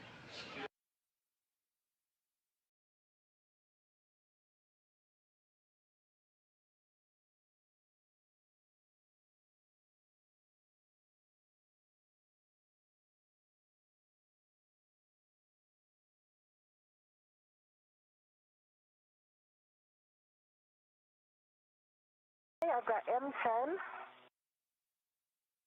I have a value of 3.7 torque, 4.72 turns. The green light. I copy 3.7 on the torque, 4.7 on the turn, and a green light on mic 10. And Jessica, that's a good bolt. Okay, copy. Okay, and just a suggestion that came from the room that your mini workstation end effector might help you out if you had it at the upper stanchion on the long handrail to triangulate where you have your BRT. Okay, yeah. That's a good suggestion. I have it a little bit lower. Move it higher.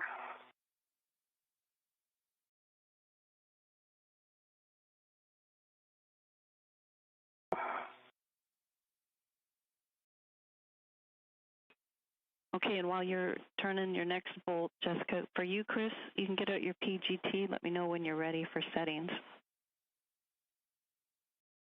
Copy. Getting my PGT.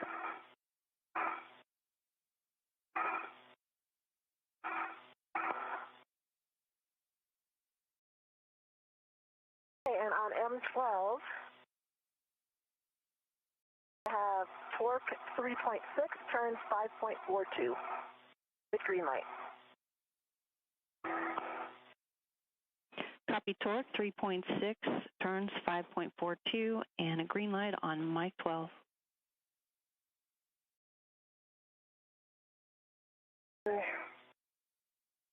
And that's another good bolt. Copy. And I got my PGT down, battery 4123. And, oops, it's drifting out. Bye.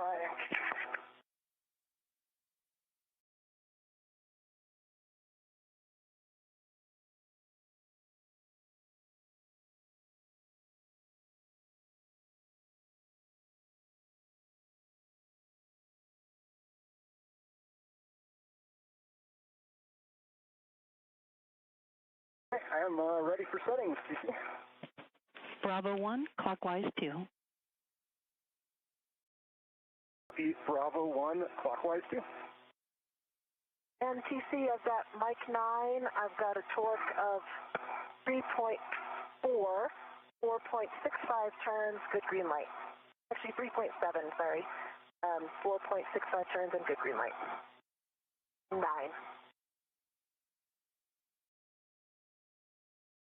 Okay, Jessica, I copied torque of 3.4, turns of 4.65, green light on Mike 9, and I didn't copy the rest. It was not 3.4. The torque was 3.7. The rest was a good copy. Thank you. 3.7 on the torque, and that's a good bolt.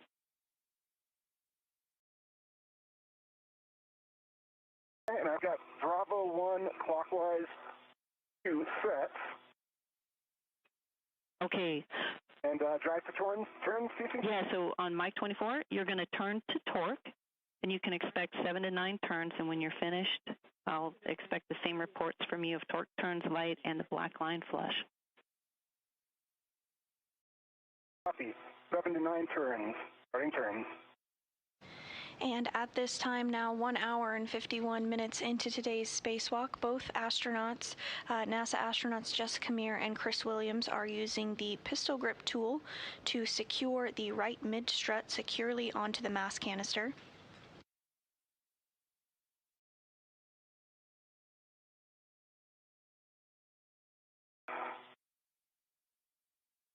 And I've got the bolt forks out. I counted 8 turns, 8.5 turns, 12 on the torque, and green light. Play shows 9 turns.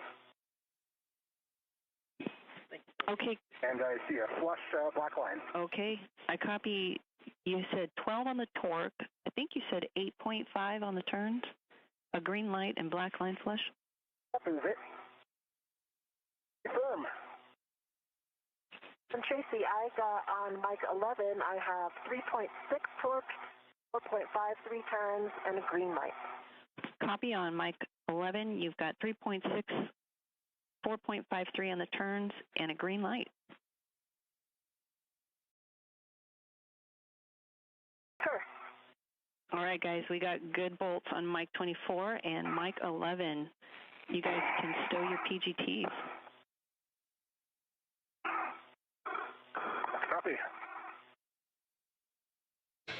PGT is stowed. And as you just heard there, that right mid-strut bolts have safely and securely been attached to the mass canister. The grounding pin is in the block, and I'll get the MLI back in place. See, you don't need me. I appreciate it. Cut those checks. And you released the rest from... We need you. Well, that feels good. And then... I have not released the ret. Okay, whenever you get to that, just let me know. I am going to release the ret right now. Copy. Ready to receive it? I think it's locked, Chris. Yep, standby 1. And TC, I've reduced my TCV to 4. Copy TCV 4. Here it comes. The ret. Got it. And with that right mid-strut now installed, next up for our spacewalking duo is to work together to install the left lower strut.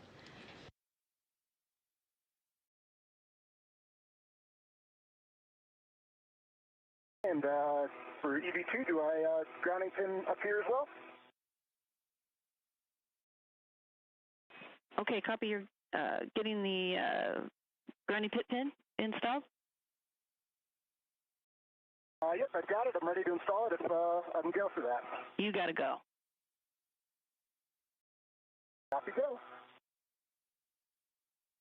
And these views of the Earth from NASA astronaut Chris Williams' perspective here as the International Space Station flies 264 statute miles over Ghana. Hey, and TC, I've got my BRT off. I think I'm now heading back to the bag. Hey, Jess, before you leave there, give me a glove, hap, and gauntlet check. Okay, my hap is dry. Gloves, no change from previous report on the left, and no change from previous report on the right.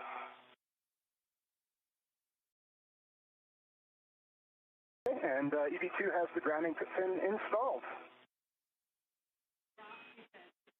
Okay, copied. Jessica, your glove, I missed your hap and gauntlet. And Chris, if you could check that the mounting bracket upper surface is clear, minus that adjustable that's in the middle. Copy all. My gauntlets are down, hap's dry, and the glove check was no change from previous. And TC, the mounting bracket upper surface is clear except for the adjustable in the middle. Copy, Chris, copy, Jessica. And just before you go too far, which it looks like you've already gone far, we just wanted to, can you tell us the status on the MLI at the side pad? Yep, I checked that the grounding pin was in place, and I put the MLI back in place as well. I had moved it off that little stanchion area because I couldn't access the bolts, but it's back on there. Of course it is. Thank you. No worries.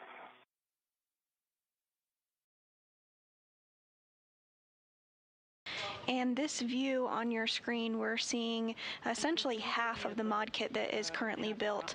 The Duo is going to work to mirror that on the other side with the remaining struts that are yet to be installed. So my gloves are no change from the previous reports. No change right glove, no change left glove. Is dry, gauntlets are down. Those are the kind of checks we like. All right, guys. Well done. Okay, we're getting ready to take care of the left side now. Moving right along. So, Jessica, I know you're right there at the strut bag. Good. You'll be getting the left mid-strut first, and Chris will be receiving the left strut, and your BRT ret will go to the handrail stanchion nearest the side pad as before. See that, handrail stanchion.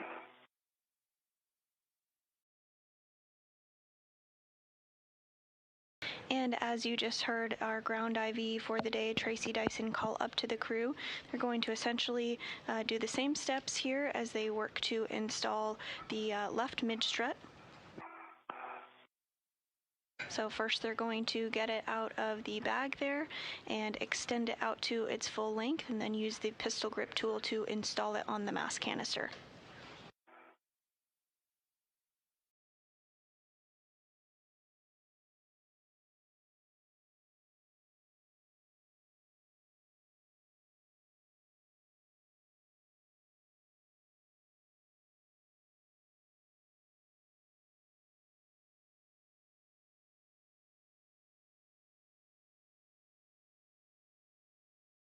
Okay, I see the lift left mid strut. 9 and 10.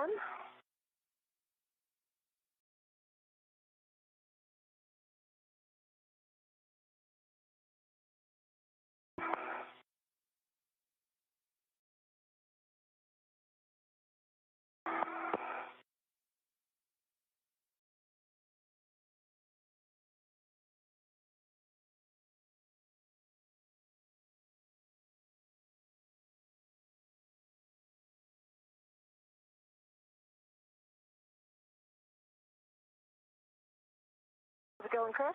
Going great. I see you working on the struts there.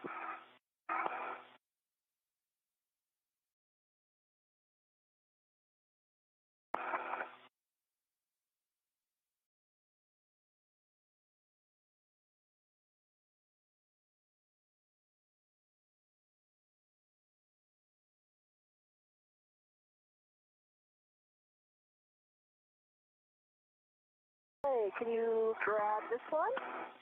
Copy. Credit. Hey, I have control of it. Stand by while I get my BRT and ret on it. Anybody? The chain is good. BRT is on. BRT is on, jaws closed, throttle out. Ret in work. And I have it on my BRT ret. You can send that right back to the bag. All right, You can drop it. I see it back in the bag. Copy. Look up. It's very beautiful right now. Must be Africa. That looks like the, yeah. Full. Where are we right now, TC? Jessica, you'll be retrieving the left strut and then handing it to Chris when he's ready. I actually meant, where are we on Earth? It looks like Africa.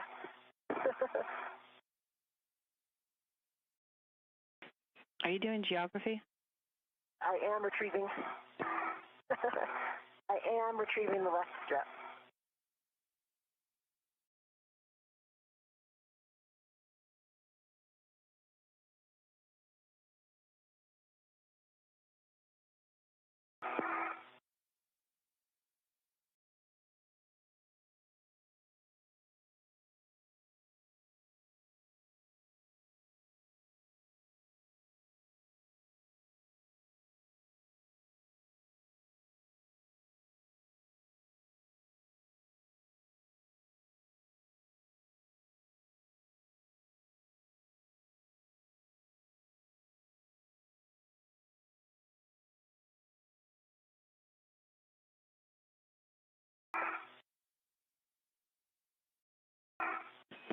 Hey, Chris, just a heads up for you. When you receive the lower strut from Jessica, you're going to rut to the handrail stanchion that's closest to the clevis.